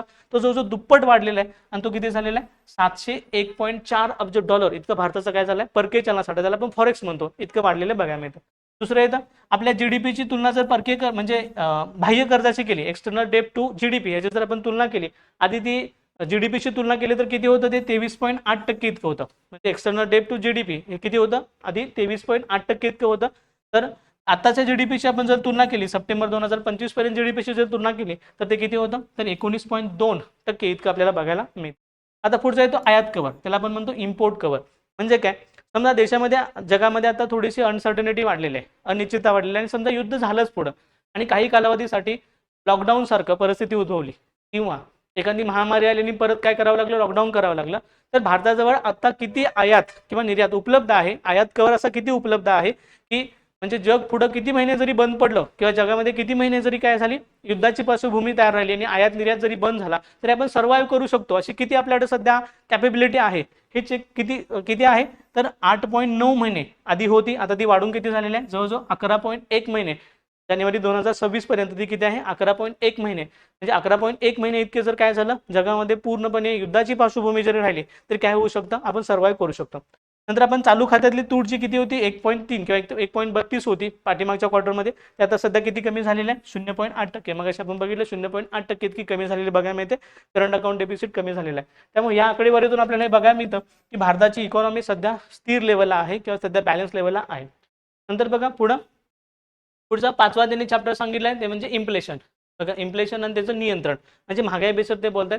बघा, ते म्हणतात की भारताची हेडलाईन महागाई जी आहे ती सध्या काय झालेली आहे, तर 1.7% CPI नुसार, कंझ्युमर प्राइस इंडेक्स नुसार, CPI नुसार भारताची जी आताची महागाई आहे ती किती राहिलेली आहे, तर 1.7. बघा, 2% पेक्षा जास्त असता कामा नये आणि 1% पेक्षा खूप कमी पण असता कामा नये. सध्या 1.7% इतकी आपल्याला काय बघायला मिळते, भारताची हेडलाईन महागाई बघायला मिळते. आणि ही गुड थिंग आहे किंवा चांगली गोष्ट आपल्याला बघायला मिळते. नंतर दुसरं ते म्हणतायत की जी काही अन्नधान्याची महागाई आहे ती मायनसमध्ये आहे, जवळजवळ 2.71% आपल्याला अन्नधान्याची महागाई झालेली बघायला मिळते. आता इतकी महागाई कमी करण्यामध्ये, काही रिसेंटच्या वर्षामध्ये इतकी महागाई कमी करण्यामध्ये जगात भारत हा अव्वल स्थानावर असलेला बघायला मिळतो. भारतानं सर्वाधिक जास्त म्हणजे 1.8% इतकी महागाई कमी करण्यामध्ये भारतानं यश मिळवलेलं आहे, त्यामुळे तो 1 नंबरला आहे. 2 नंबरला कोण येतं? फिलिपिन्स -1.5%, -1.5%, फ्रान्स -1.2%, दक्षिण आफ्रिका -1%. नंतर जर महागाई कुठल्या देशामध्ये सध्या जास्त आहे तर 1 नंबर येतं जपान. त्यामध्ये म्हणजे जगात जपानमध्ये थोडीशी परिस्थिती वेगळी बघायला मिळते की आपल्याला महागाई झालेली आहे, जवळजवळ 0.6% महागाई झालेली आहे. 0.9% महागाई युनायटेड किंगडममध्ये बघायला मिळते. म्हणजे हे जे देश आहेत जे काय करतात की महागाई वाढत चाललेली आहे, आणि हे जे देश आहेत त्यांच्यामध्ये महागाई कमी कमी होत चाललेली बघायला मिळते. त्यामध्ये सगळ्यात जास्त अव्वल स्थानी कोण येतो तर भारत आलेला बघायला मिळतो, असं इकॉनॉमिक सर्वे म्हणतो. नंतर पुढचं येतं ते म्हणजे काय, महागाई नियंत्रणासाठी महत्त्वाचे घटक कोणकोणते आहेत इकॉनॉमिक सर्वेने सांगितलेले. क्वेश्चन विचारला जाऊ शकतो जसा की आर्थिक पाहणी अहवाल 2025-26 नुसार भारतामध्ये महागाई नियंत्रित करणारे घटक खालीलपैकी कोणकोणते आहेत, असा क्वेश्चन विचारला जाऊ शकतो. त्यामध्ये त्यांनी पहिलं सांगितलं की जागतिक धातूच्या किमतीमध्ये झालेली वाढ. आता मगाशी म्हटल्याप्रमाणे जे क्रिटिकल मिनरल्स आहेत किंवा ऊर्जेची गरज पूर्ण करण्यासाठी जे मिनरल्स अवेलेबल लागतात, सोने असेल, चांदी असेल किंवा ॲल्युमिनियम असेल, कोळसा असेल, पोलाद असेल, यांची जी काही वाढ झालेली आहे, मागणीमध्ये झालेली वाढ आहे, त्यामुळे काय होतं तर महागाई कमी होण्याला याचं काय झालेलं आहे, खर्चावर नियंत्रण राहतं. म्हणजे काय तर गाड्यांच्या किमतीमध्ये वाढ झालेली आहे, ह्या सगळ्या किमतीमध्ये वाढ झाली आहे, त्यामुळे खर्चावर नियंत्रण राहतं आणि त्यामुळे महागाई कमी करण्यावर काय झालेलं आहे तर मदत झालेली आहे. दुसरं येतं शेतीसाठी असणारं अत्यंत अनुकूल वातावरण. शेतीसाठी जे अनुकूल वातावरण निर्माण झालं होतं तर पाठीमागच्या 2-3 वर्षात आपल्याला सलग चांगला पाऊस झालेला बघायला मिळतो, धरणं फुल्ल भरलेले आहेत, आणि या कारणामुळे शेतीचं उत्पादन आहे ते मोठ्या प्रमाणात, हेक्टरी जे उत्पादन ते विक्रमी झालेलं आपल्याला बघायला मिळतं. जवळ 3000 क्विंटलपेक्षा जास्त किंवा 3000 लाख क्विंटल इतक्यापेक्षा जास्त विक्रमी उत्पादन झालेलं बघायला मिळतं. त्यामुळं अनुकूल परिस्थितीमुळे काय झालेलं आहे तर महागाई नियंत्रणावर आपल्याला महागाई नियंत्रण करता आलेलं आहे. पुढचं येतं अन्नधान्याचा मुबलक साठा. आपण अन्नधान्याचा साठा करण्यामध्ये यशस्वी झालेला आहे. त्यामुळे आता आपण आयात करणारे, यावेळी आपण निर्यात करणारे, अन्नधान्य निर्यात करणारे देश बनले गेलेले आहे. आणि सगळ्यात महत्त्वाचं येतं ते म्हणजे काय, जीएसटी दरांचं आपण काय केलेलं सुसूत्रीकरण जे केलं होतं, जीएसटी 2.0 या प्रोग्राम अंतर्गत आपण जे काही जीएसटीचे स्लॅब चेंज केले, 0%, 5%, 12%, 18%, 28% जे होते त्यात आपण 2च ठेवलेले, 5% आणि 18% असे 2च आपण जे भाग ठेवलेले आहेत. या कारणामुळे देखील काय झालेलं आहे, महागाई कमी होण्यासाठी मदत झालेली आहे, असं इकॉनॉमिक सर्वे म्हणतो. आणि यामुळे सध्या महागाईचा जो काही दर आहे तो एकदम सौम्य राहण्याला आपल्याला काय झालेलं आहे, मदत झालेली. नंतर बघा पुढचा चॅप्टर ते सांगतात कृषी आणि अन्न व्यवस्थापन, ॲग्रिकल्चर आणि फूड मॅनेजमेंट किंवा फूड व्यवस्थापन याच्याबद्दल ते सांगतात की त्यामध्ये ॲग्रिकल्चरमध्ये जीव्हीएची वाढ झाली असे म्हणतात. आपण मगाशीच बोललो होतो की जीव्हीए म्हणजे काय, ग्रॉस व्हॅल्यू ॲडिशन म्हणजे काय तर एकूण झालेलं उत्पादन, म्हणजे हे कुठलं उत्पादन पकडलं जाईल, कृषी उत्पादन, मायनस काय करायचं आहे तर मध्यम खर्च, त्यावर केला गेलेला खर्च म्हणजे वीज असेल, बी बियाण असेल, कच्चा माल असेल, यावर केला गेलेला खर्च आपण जर वजा केला तर जे एकूण टोटल उत्पादन मिळतं त्याला आपण म्हणतो जीव्हीए, ग्रॉस व्हॅल्यू ॲडिशन या नावाने ते ओळखलं जातं. आता इकॉनॉमिक सर्वे असं म्हणतो की ॲग्रिकल्चर सेक्टरमध्ये जो जीव्हीए आहे तो वाढलेला आहे. जर ॲग्रिकल्चर सेक्टरचा जीव्हीए बघितलं थोडासा कमी आहे, फक्त जर कृषी क्षेत्राचा बघितलं तर जीव्हीए थोडासा कमी आहे. किती आहे तो 4.7 आहे. कधीपासून कधीपर्यंत तर 2020 पासून ते 2024 पर्यंत जो किती टक्के वाढ झालेला आहे तर 4.7.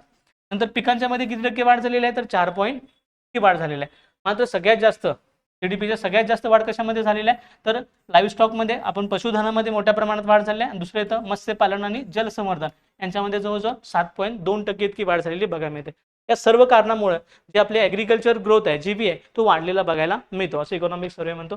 बघा आता यासाठी सरकारची कुठली कुठली धोरणं कारणीभूत ठरतात तर इथेनॉलची किंमत वाढवणं, पेट्रोलमध्ये इथेनॉलचा वापर करायला हे करणं, गरजेनुसार खतांचा वापर करणं आणि पिकांसाठी वेगवेगळे जे काही प्रोग्राम आहेत ते राबवणं. ह्यासाठी यामुळे काय झालं तर ॲग्रिकल्चरचा जो जीवी आहे तो वाढलेला बघायला मिळतो. आता सरकारनं काय काय मदत केली होती बघा, सरकारनं एक संस्थात्मक आणि धोरणात्मक आधार म्हणून मदत केली होती, सपोर्ट दिला होता. तर इन्स्टिट्यूशनल आणि पॉलिसी सपोर्ट, त्यामध्ये अन्न सुरक्षा अभियान असेल किंवा खाद्यतेल तेल बिया मिशन असेल, तर कृषी विज्ञान केंद्र असतील, नंतर FPO प्रोत्साहन असेल किंवा डिजिटल कृषी मिशन असेल, याद्वारे त्यांनी काय केली होती तर स्ट्रक्चरल सपोर्ट केला होता किंवा त्याला आपण इन्स्टिट्यूशनल सपोर्ट म्हणतो, हा भाग केला होता. नंतर इनपुट सपोर्टमध्ये उच्च उत्पादन देणारी बी बियाणे, जे GM क्रॉप म्हणतो आपण, जेनेटिकली मॉडिफाईड क्रॉप्स, म्हणजे बीटी कॉटन वगैरे यासारखी आपण काय केली होती, प्रोव्हाइड केली होती. त्यांचं संशोधन R&D केलं होतं आणि यामुळे याचा फायदा झालेला आहे. नंतर PM कृषी सिंचन योजना आपण राबवली होती, मृदा आरोग्य कार्ड असेल, खत अनुदान असेल, किसान क्रेडिट कार्ड असेल, यासारखे आपण काय केले होते, अनेक पाठबळ काय केलं होतं, गव्हर्नमेंटनं दिलं होतं. नंतर पुढे येतं इन्कम सपोर्ट काय काय दिला होता तर PM किसान सन्मान निधी, या अंतर्गत आपण 2000 रुपये दर 2 महिन्याला किंवा वर्षाला 6,000 रुपये किंवा राज्य सरकारने त्यामध्ये काय करतं इन्क्लूड करतं. नंतर एमएसपीचे काही आम्ही काय केले होते, हमी भाव वाढलेले बघायला मिळतात. पुढे येतं पीएम मानधन योजनेअंतर्गत शेतकऱ्यांच्या खात्यामध्ये आपण थेट हस्तांतरण केलं होतं. आणि या सगळ्याचा प्रभाव म्हणून किंवा या सगळ्याचा परिणाम म्हणून काय झालेला आहे, तर कृषी आणि अन्न व्यवस्थापनामध्ये काय बघायला मिळतं, प्रगती झालेली किंवा GVA मध्ये वाढ झालेली बघायला मिळते. नंतर पुढचं त्यांनी सांगितले सेवा क्षेत्र. कारण आपण चॅप्टर बघताना सांगितलं होतं तुम्हाला की 3 घटकांचा डिटेलमध्ये अभ्यास इकॉनॉमिक सर्वे देतं. एक कृषी, येतं सेवा आणि तिसरं येतं उद्योग. त्यामध्ये त्यांनी पहिलं सांगितलं कृषी, दुसरं सांगतात ते सेवा. आता मगाशीच आपण एक्सटर्नल सेक्टरमध्ये बघितलं होतं की सेवा सेक्टरमध्ये आपण काय केलेलं आहे, अतुलनीय प्रगती केलेली आहे. त्यामुळे आपण त्यामध्ये सरप्लसमध्ये आहे. आता ह्या सेपरेट भागामध्ये पण त्यांनी तोच उल्लेख केलेला आहे. बघा, जगामध्ये पूर्णपणे सगळीकडे अनसर्टनिटी असताना, जगामध्ये पूर्ण व्यापाराचे हालचाल वेगळ्या निगेटिव्ह दिशेने जात असताना, तरी देखील भारतानं काय केलं, सेवा सेक्टरमध्ये मात्र मोठ्या प्रमाणात प्रगती केलेली बघायला मिळते. 3चा जर विचार केला तर आफ्टर पॅन्डेमिक जवळजवळ 3.1% इतकी काय झालेली तफावत झालेली बघायला मिळते. नंतर अमेरिकेमध्ये जवळजवळ 1.3% इतकी 3.1% नाही तर 1.3% काय झालेली बघायला मिळते, तर निगेटिव्हमध्ये गेलेले बघायला मिळतं. आणि त्याचवेळी भारतानं मात्र पॉझिटिव्ह विकास केलेला बघायला मिळतो. सेवा क्षेत्रामध्ये जवळजवळ 7.2% इतकी वाढ झालेली आपल्याला बघायला मिळते. भारताच्या टोटल GDP मध्ये जवळजवळ सेवा सेक्टरचा वाटा किती बघायला मिळतो, नॉमिनल GDP मध्ये, तर 53.6 किंवा 54% इतका वाटा आपल्याला बघायला मिळतो. नंतर पुढं रोजगारामध्ये देखील जवळजवळ 61.9% रोजगार, शहरी रोजगार, शहरी म्हणजे एकूण रोजगार नाही तर शहरी रोजगार, 61.9% शहरी रोजगार फक्त सेवा सेक्टरनं उपलब्ध करून दिलेला बघायला मिळतात. ते सेवा सेक्टरनं आपल्या देशाला जो बूस्ट मिळण्यासाठी किंवा बिग बूस्ट देण्यासाठी आपल्याला खूप महत्त्वाची भूमिका बजावलेली बघायला मिळते, असं इकॉनॉमिक सर्वे म्हणतो. आता कुठल्या कुठल्या सेवांच्या मध्ये वाढ झालेली बघायला मिळते, तर पहिला येतं सॉफ्टवेअर सेवा. भारतामध्ये सगळ्यात जास्त कुठल्या सेवामध्ये वाढ झाली तर सॉफ्टवेअर सेवामध्ये. पहिलं येतं 2016 ते 20 मध्ये जो हा जो काही GDPच्या किती टक्के वाढ होती, तर 4.7% होती, ती वाढून किती झालेली आहे, 13.5% इतकी वाढ झालेली बघायला मिळते. नंतर व्यावसायिक आणि व्यवस्थापन आणि सल्लागार सेवांच्या मध्ये 16 ते 20 मध्ये 11.9% इतकी वाढ झाली होती, ती वाढून किती झालेली आहे, 25.9% इतकी वाढ झालेली आपल्याला बघायला मिळते. नंतर बाकीच्या सेवांचा जर विचार केला तर बंदर वाहतुकीतल्या सेवा जर बघितला तर आर्थिक वर्ष 2016 ते 20 मध्ये 494.2% म्हणजे 2 लाख कोटी इतकी होती. नंतर 772.9 लाख कोटी इतकी वाढ झालेली बघायला मिळते. नंतर पुढे हवाई माल वाहतुकामध्ये 2% ते 2.6%, हवाई प्रवासामध्ये 193 लाख कोटी ते 275 लाख कोटी इतकी वाढ झालेली बघायला मिळते. नंतर आर्थिक वर्ष 16 ते 20 मध्ये 771 लाख कोटी ती जवळजवळ आर्थिक वर्ष 26 मध्ये 1070 लाख कोटी इतकी आपल्याला वाढ झालेली बघायला मिळते. याशिवाय भारतानं सेवा सेक्टरमध्ये काही उपग्रहांचं प्रक्षेपण केलेलं आहे. आतापर्यंत जवळजवळ 393 उपग्रहांचं काय केलेलं बघायला मिळतं, प्रक्षेपण केलेलं बघायला मिळतं. तेव्हा आपलं सेवा सेक्टर सर्व दिशेने, मग सॉफ्टवेअर सर्व्हिस असतील किंवा मॅनेजमेंट सर्व्हिस असतील किंवा बिझनेस सर्व्हिस असतील, हॉटेल सर्व्हिस असतील, यामध्ये अमुक रंगले बदल झालेले आपल्याला बघायला मिळतात. नंतर पुढचा त्यांनी भाग सांगितलेला आहे ते म्हणजे काय, तर भारतामध्ये सेवा क्षेत्रातील बाकीच्या कोणत्या भागामध्ये काय झालं, विकास झाला. पहिले येतं पर्यटन सेवा. आता यावर राज्यसेवेने एक क्वेश्चन विचारला गेला होता, त्यामुळे हा भाग बघणं गरजेचं आहे आपल्याला. भारतामध्ये पर्यटन सेवेमध्ये जवळजवळ 17.5% इतकं काय झालेलं आहे, तर वाढ झालेलं आहे. सरासरी गृहविक्रीमध्ये जवळजवळ 101.3% इतकी वाढ झालेली आहे. आधी किती होती ती, 81.6 हजार घरं विकली जात होती, आता जवळजवळ 101.3 हजार घरांच्या होती झेप गेलेल्या आहे. मेडिकल टुरिझममध्ये जवळजवळ किती टक्के वाढ झालेली आहे, तर 12%, म्हणजे मेडिकल जे काही टुरिझम आहे त्याच्यामध्ये 12% वाढ झालेली आपल्याला बघायला मिळते. त्याशिवाय ग्लोबल जे काही सेंटर्स होते आपल्याकडं, जे ग्लोबल कनेक्टिव्हिटी सेंटर आहेत, यांच्यामध्ये जवळजवळ 1700 ग्लोबल जागतिक दर्जाची केंद्र आपल्याकडे देशात निर्माण झालेली बघायला मिळतात. नंतर आपल्याकडं 2023 मध्ये फक्त 66 काय होती, स्टार्टअप होती, म्हणजे जनरेशन AI ची काय होती, फक्त 66 आपल्याकडं हे बघायला मिळत होतं, स्टार्टअपची होती. त्यामध्ये 2024 मध्ये ती 240 झाली आणि नंतर ती वाढून जवळजवळ किती झालेली आहेत, 890 स्टार्टअप झालेली बघायला मिळतात.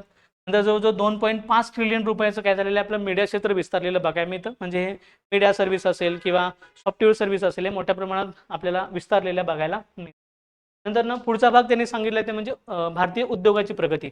हे 3 sector, agriculture sector, service sector आणि आता इंडस्ट्रियल सेक्टर. आता इंडस्ट्रियल सेक्टरची जी काही वृद्धी दर आहे, तो मागच्या 2025 पासून ते 2026 पर्यंत जवळजवळ 60% आपलं काय झालेलं आहे, इंडस्ट्रियल सेक्टरमध्ये वाढ झालेली आहे किंवा इंडस्ट्रियल सेक्टरमध्ये ग्रोथ केलेली आहे, असं इकॉनॉमिक सर्वे म्हणतो. त्यामध्ये सगळ्यात जास्त वाटा कोणाचा बघायला मिळतो, तर मॅन्युफॅक्चरिंगमध्ये वाढ झालेली बघायला मिळते. तर 2025 ते 2026 मध्ये जवळजवळ 9.13% इतकं मॅन्युफॅक्चरिंग सेक्टरमध्ये काय झालेलं आहे, म्हणजे उत्पादन क्षेत्रामध्ये मोठ्या प्रमाणात वाढ झालेली आहे.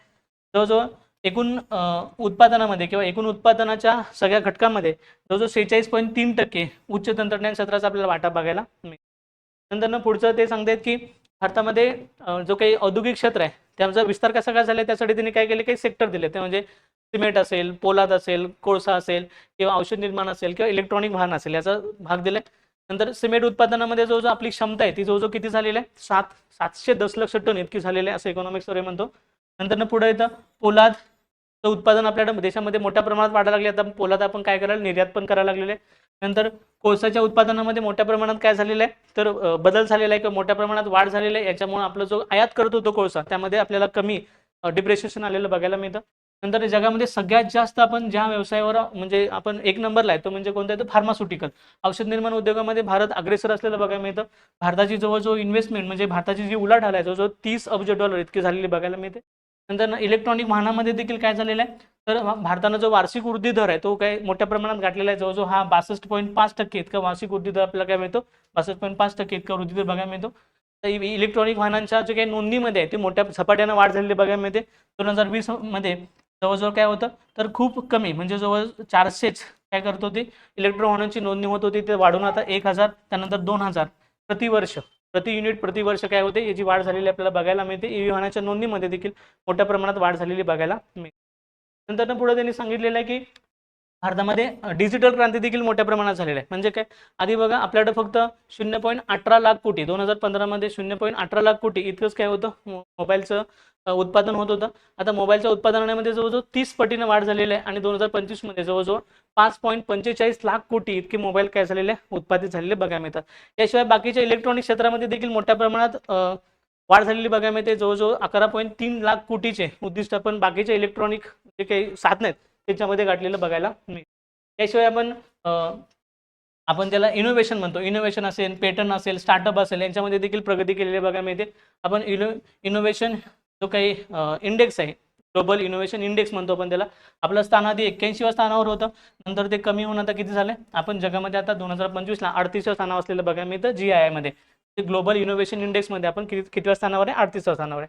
नंतर आपण जर स्टार्टअपचा जर विचार केला तर भारतामध्ये 2017 मध्ये केवळ 5000 स्टार्टअपची नोंदणी केली गेली होती.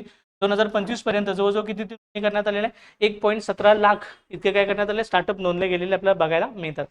नंतर बघा आपण ट्रेडमार्कच्या स्वरूपात बघितलं तर जगामध्ये आपण 4 नंबरला आहे. आपण जर पेटंटच्या स्वरूपात बघितलं तर आपण 6 नंबरला आहे. आणि औद्योगिक डिझाईनच्या इंडस्ट्रियल डिझाईनच्या बाबतीत बघितलं आपण तर आपण जगामध्ये 7व्या नंबरला असलेला बघायला मिळतं. थोडंसं काय करा ही रँकिंग लक्षात ठेवा, 100% याच्यावर एखादा क्वेश्चन विचारला जाऊ शकतो. ही आपली औद्योगिक प्रगती आपल्याला बघायला मिळते.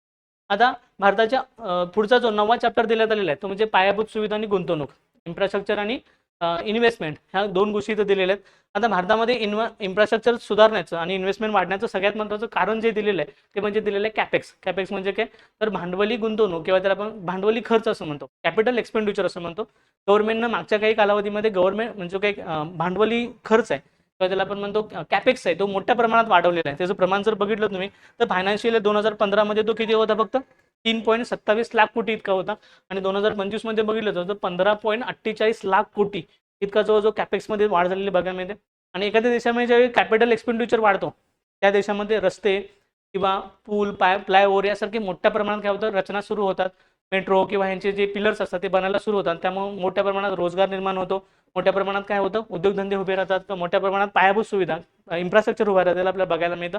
याचं सगळ्यात महत्त्वाचं कारण आहे ते म्हणजे इफेक्टिव्ह कॅपेक्स. प्रभावी भांडवली खर्चामध्ये झालेली जी वाढ आहे तीच आपल्या इन्फ्रास्ट्रक्चरमध्ये आमूलाग्र बदल घडवून आणण्यासाठी कारणीभूत ठरलेली बघायला मिळते. त्याशिवाय प्रकल्प खर्चामध्ये देखील वाढ झालेली बघायला मिळते. आपल्या प्रकल्प खर्चामध्ये आधी किती होता तर 8,890 कोटी इतका होता, नंतर ते वाढून जवळजवळ 1,04,686 कोटी इतका झालेला बघायला मिळतो. आता याशिवाय प्रकल्प मंजुरीची जी संख्या आहे ती आधी किती असायची फायनान्शियल इयर 2023 मध्ये 6 प्रकल्प मंजूर व्हायचे, आता जवळजवळ किती प्रकल्प मंजूर होतात 28 मोठमोठे प्रकल्प मंजूर झालेले आपल्याला बघायला मिळतात. त्यामुळे इन्फ्रास्ट्रक्चर वाढण्यामध्ये आणि इन्व्हेस्टमेंट वाढण्यामध्ये याचा मोलाचा साथ मिळालेली बघायला मिळते. आता यामध्ये भौतिक कनेक्टिव्हिटी फिजिकल कनेक्टिव्हिटीमध्ये बघा आता राष्ट्रीय महामार्गामध्ये किती टक्के वाढ झालेली आहे जवळजवळ 60% वाढ झालेली बघायला मिळते. आधी राष्ट्रीय महामार्ग किती होते 99,000 म्हणजे 2014ला 99,287 किलोमीटरचे राष्ट्रीय महामार्ग आपल्याकडे होते, ते वाढून किती झालेले आहेत तर 1,46,572 किलोमीटरचे महामार्ग आपल्याला बघायला मिळतात. याशिवाय रेल्वे आणि हायस्पीड कॉरिडॉर आता आता झालेल्या बजेटमध्ये देखील 8 कॉरिडॉर वाढवायचे पण ठरले. असे कॉरिडॉर जवळजवळ किती टक्क्याने वाढलेले, तर 10 पटीने हाय स्पीड कॉरिडॉर आपल्याला वाढलेले बघायला मिळतात. याशिवाय जलमार्गाचं जे वाहतूक आहे, जलवाहतूक आहे, ती देखील जवळजवळ 7 पटीने वाढलेली आपल्याला बघायला मिळते. ठीक आहे, जलवाहतूक आहे, इंटरनल आता एक्सटर्नल जी जलवाहतूक आहे, पोर्टद्वारे होणार आहे, ती देखील मोठ्या प्रमाणात वाढलेली बघायला मिळते. आता त्यांनी ऊर्जा क्षेत्रामध्ये देखील आपण इन्फ्रास्ट्रक्चर म्हणजे ऊर्जा क्षेत्रामध्ये देखील प्रगती केली असं म्हणतात इकॉनॉमिक सर्वे. ग्रामीण भागामध्ये 2014ला बघा फक्त 12.5 तास इतकी काय होते, 12.5 तास इतकी वीज मिळत होती. आता ती वाढून जवळजवळ किती झालेलं आहे, तर 22.7 तास एकूण सरासरी काय मिळते, वीज मिळते असं इकॉनॉमिक सर्वे म्हणतो. दुसरं येतं वीज वितरणामध्ये आधी काय होता, तर तोट्यात चालायचा वीज वितरण विभाग जो आहे तो सध्या तोट्यात चालायचा. तो तोटा किती असायचा, तर 67,962 कोटी रुपये इतका तोटा असायचा तो सध्या 2014 मध्ये. पण 2025 पर्यंत आता पूर्णपणे नफ्यामध्ये आलेला आहे. जवळजवळ 2025चा नफा आपण बघितला तर 2,709 कोटी रुपये इतका नफ्यामध्ये आलेला बघायला मिळतो. त्यासाठी डिजिटल मीटर असेल किंवा जे काही वीज गळती होते, वीज चोरी होते, त्यावर आणलेलं नियंत्रण असेल, डिजिटलायझेशन असेल, त्यामुळे भारतानं काय केलेलं आहे की यावर विजय मिळवण्याला आपल्याला विजय मिळवता आलेला आहे. वीज चोरीवर वगैरे विजय मिळवता आला आहे, त्यावर पण तोट्याकडून फायद्याकडे गेलेलो बघायला मिळतं. नंतर आपली ऊर्जा निर्मितीची जी क्षमता आहे त्यामध्ये पण भर पडलेली आहे. 2026 पर्यंत आपली ऊर्जा निर्मितीची जी क्षमतेमध्ये पडलेली भर आहे ती 40,938.6 मेगावॅट इतके काय केले ऊर्जा निर्मिती केलेली बघायला मिळते. तर बघा पुढचा भाग येतो तो म्हणजे भारतामध्ये डिजिटल क्रांती घडायला सुरुवात झालेली आहे. 2014 मध्ये भारतामध्ये जी इंटरनेट कनेक्शन होती ती किती होती, 25.2 कोटी इतकी इंटरनेट कनेक्शन होती. ती वाढून किती झालेली आहे, जवळजवळ 101.78 कोटी इंटरनेट कनेक्शन झालेली बघायला मिळतात आपल्याला. त्याशिवाय भारतामध्ये डेटाच्या किमतीमध्ये जवळजवळ 97% घट झालेली बघायला मिळते. 2014 मध्ये डेटाची जी किंमत होती ती 268.97 रुपये पर जीबी इतकी किंमत होती. ती कमी होऊन किती झालेली आहे, तर 8 रुपये 27 पैसे पर जीबी इतकी कमी झालेली आपल्याला बघायला मिळते. नंतर याशिवाय ब्रॉडबँड कनेक्टिव्हिटी देखील मोठ्या प्रमाणात वाढलेली आहे. ब्रॉडबँड क्रांती झालेली बघायला मिळते आपल्याला. ब्रॉडबँडमध्ये बघा 6.1 कोटी इतके ब्रॉडबँड होते आधी 2014-15च्या दरम्यान. आता ते वाढून किती झालेले आहे, तर 99.56 कोटी इतके ब्रॉडबँड कनेक्शन देशामध्ये वाढलेले बघायला मिळतात. त्यालाच आपण डिजिटल क्रांती किंवा इंटरनेट क्रांती झालेली आपल्या देशामध्ये बघायला मिळते.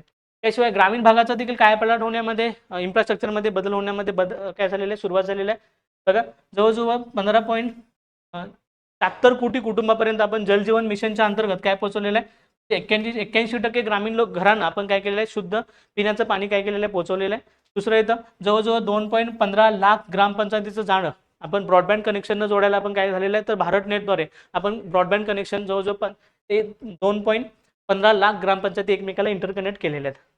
तर पुढं आता पुढचा जो काही मुद्दा सांगितला आहे तो म्हणजे 10वा चॅप्टर येतो आपला शाश्वत ऊर्जा. त्याला आपण म्हणणार आहे सस्टेनेबल एनर्जी. सस्टेनेबल एनर्जी आणि क्लायमेट चेंज याच्याबद्दल 10वा चॅप्टर येतो. खूप महत्त्वाचा आहे, याच्यावर रॅपिडली क्वेश्चन विचारले जातात. आता त्यांनी 2 गोष्टी सांगितलेल्या आहेत की आपण ज्यावेळी सस्टेनेबल एनर्जीकडे जातो, आपण सस्टेनेबल एनर्जीचा पर्याय म्हणून आपण काय यूज करतो, तर सौर ऊर्जा आणि पवन ऊर्जा. इकॉनॉमिक सर्वे यावेळी काय म्हणतो, तर सौर ऊर्जा आणि पवन ऊर्जेवर होणारा जो खर्च आहे तो खूप जास्त आहे.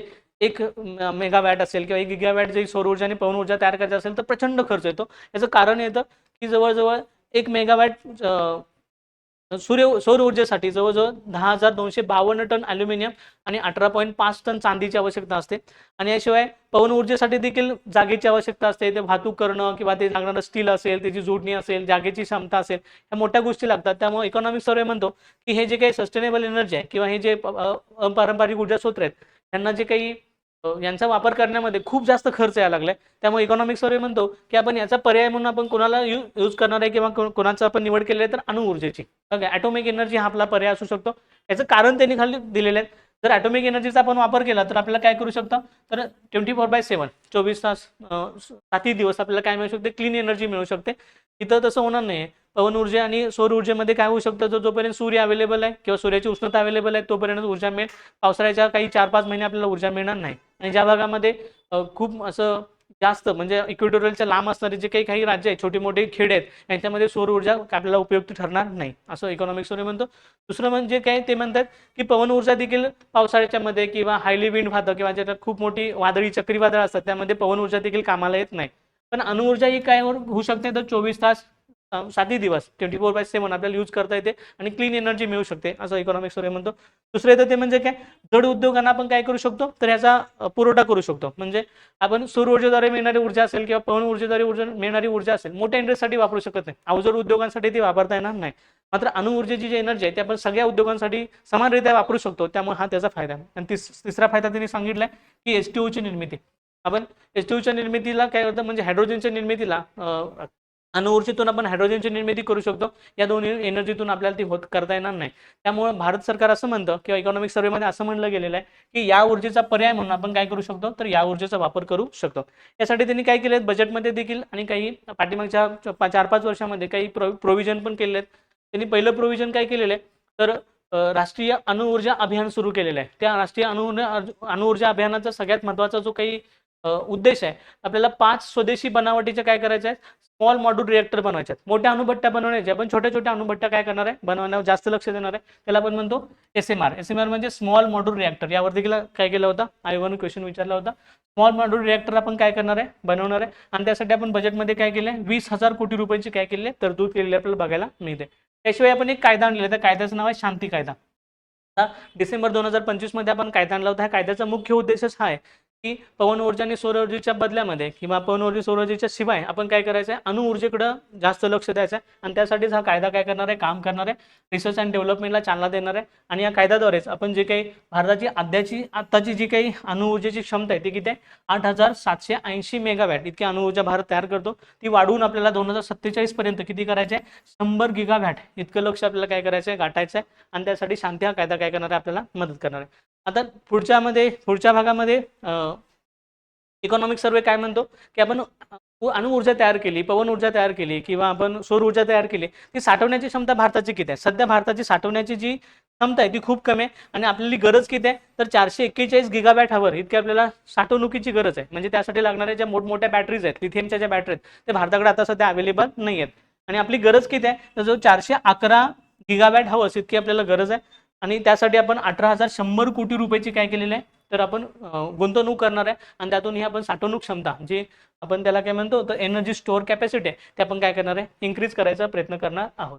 बघा नंतर पुढे सांगितले त्यांनी सस्टेनेबल एनर्जीमध्ये पुढचं सांगता येते की यासाठी आपण काय केलेलं आहे, प्रशासकीय कायद्यांचं आणि कायदेशीर सुलभीकरण केलेलं आहे. म्हणजे काय, तर या क्षेत्रामध्ये ज्यांना इन्व्हेस्टमेंट करायचे आहे, ते सस्टेनेबल एनर्जीमध्ये किंवा अणुऊर्जेमध्ये ज्यांना इन्व्हेस्टमेंट वगैरे करायचे आहे, ह्याच्यामध्ये आपण अणुऊर्जामध्ये आता गव्हर्नमेंट काय करतं, खास करून मिनरल्स जे असतात, ॲटॉमिक मिनरल्स असतात किंवा ॲटॉमिक एनर्जी असतात, ही गव्हर्नमेंटच्या अंडर येते. परंतु ज्यांना इन्व्हेस्टमेंट वगैरे करायचे किंवा बाकीच्या ऊर्जेच्या सेक्टरमध्ये ज्यांना इन्व्हेस्टमेंट करायचे आहे, आणि त्यासाठी काय केलं, आपण प्रशासकीय कायद्याचं सुलभीकरण केलेलं आहे. त्यासाठी आपण एक प्रोग्राम सुरू केला होता, परिवेश 3.0. आता परिवेश 3.0 अंतर्गत जे तुम्हाला यासाठी लागणारे लायसन असतात ते तुम्हाला सिंगल विंडोमध्ये मिळतील. म्हणजे सगळीकडे फिरायची किंवा प्रत्येक डिपार्टमेंटला फिरायची गरज नाही. म्हणजे काय, कृषी विभाग वेगळा, वन विभाग वेगळा, रस्ते विभाग वेगळा, पर्यावरण विभाग वेगळा, या प्रत्येकाची परमिशन आणायची गरज नाही. तर तुम्हाला एकाच ठिकाणी काय मिळणार आहे, सगळे क्लिअरन्स मिळून जातील. असं यासाठी आपण परिवेश 3.0 सिंगल विंडो क्लिअरन्स सिस्टीम आपण काय केले, सुरू केले.